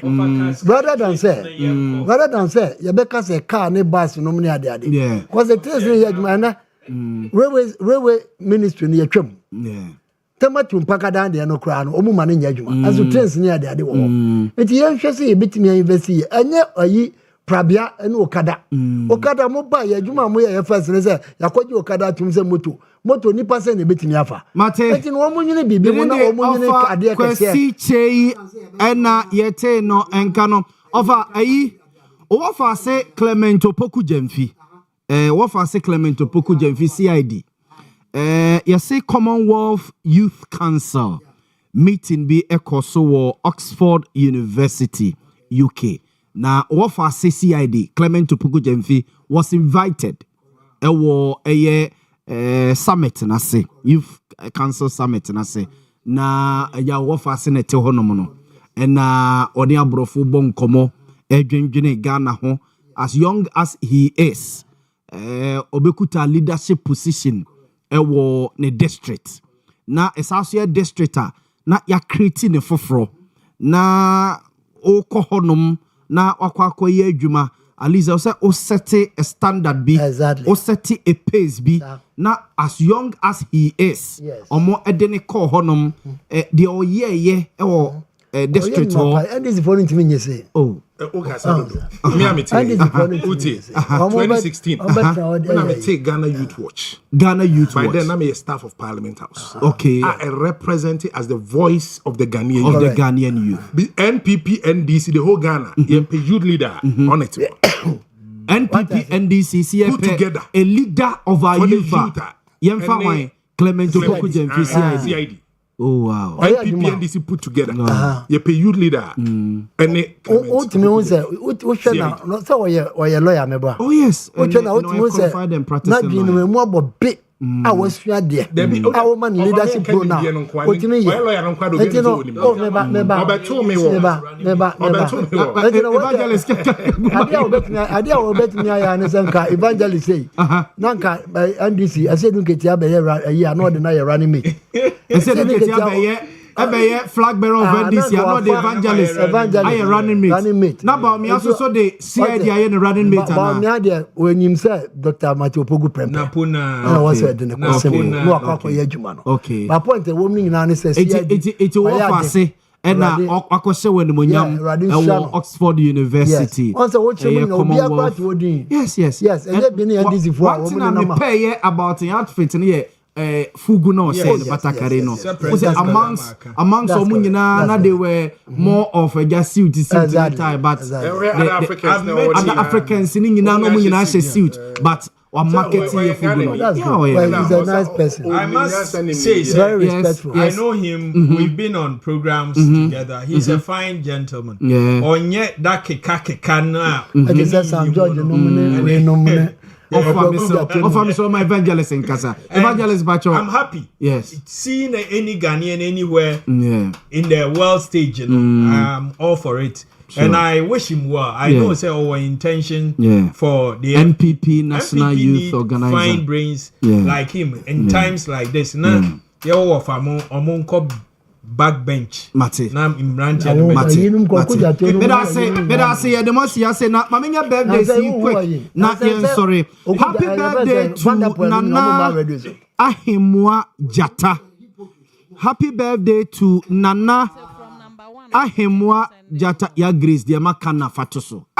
Me kan picture you ho no mo na yenko na me time aso. Oh. Happy birthday to Nana Ahemwa Jata the third. Ono ye ngomase ehene. Nana ngomase hene enono. The day Nana Ahemwa Jata the third. Ene Yankopon di afebako aka nimfie ho. Yemano afishiapa.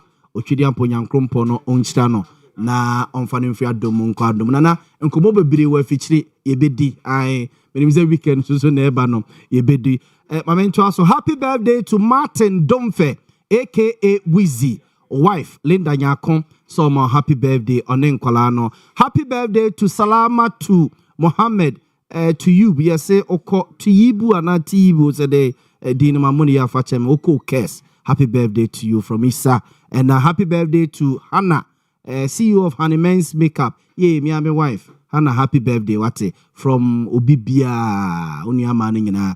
I say, mama, happy birthday. Yeah, sorry. I'm a news team. That's some. Atwaso de free. I say,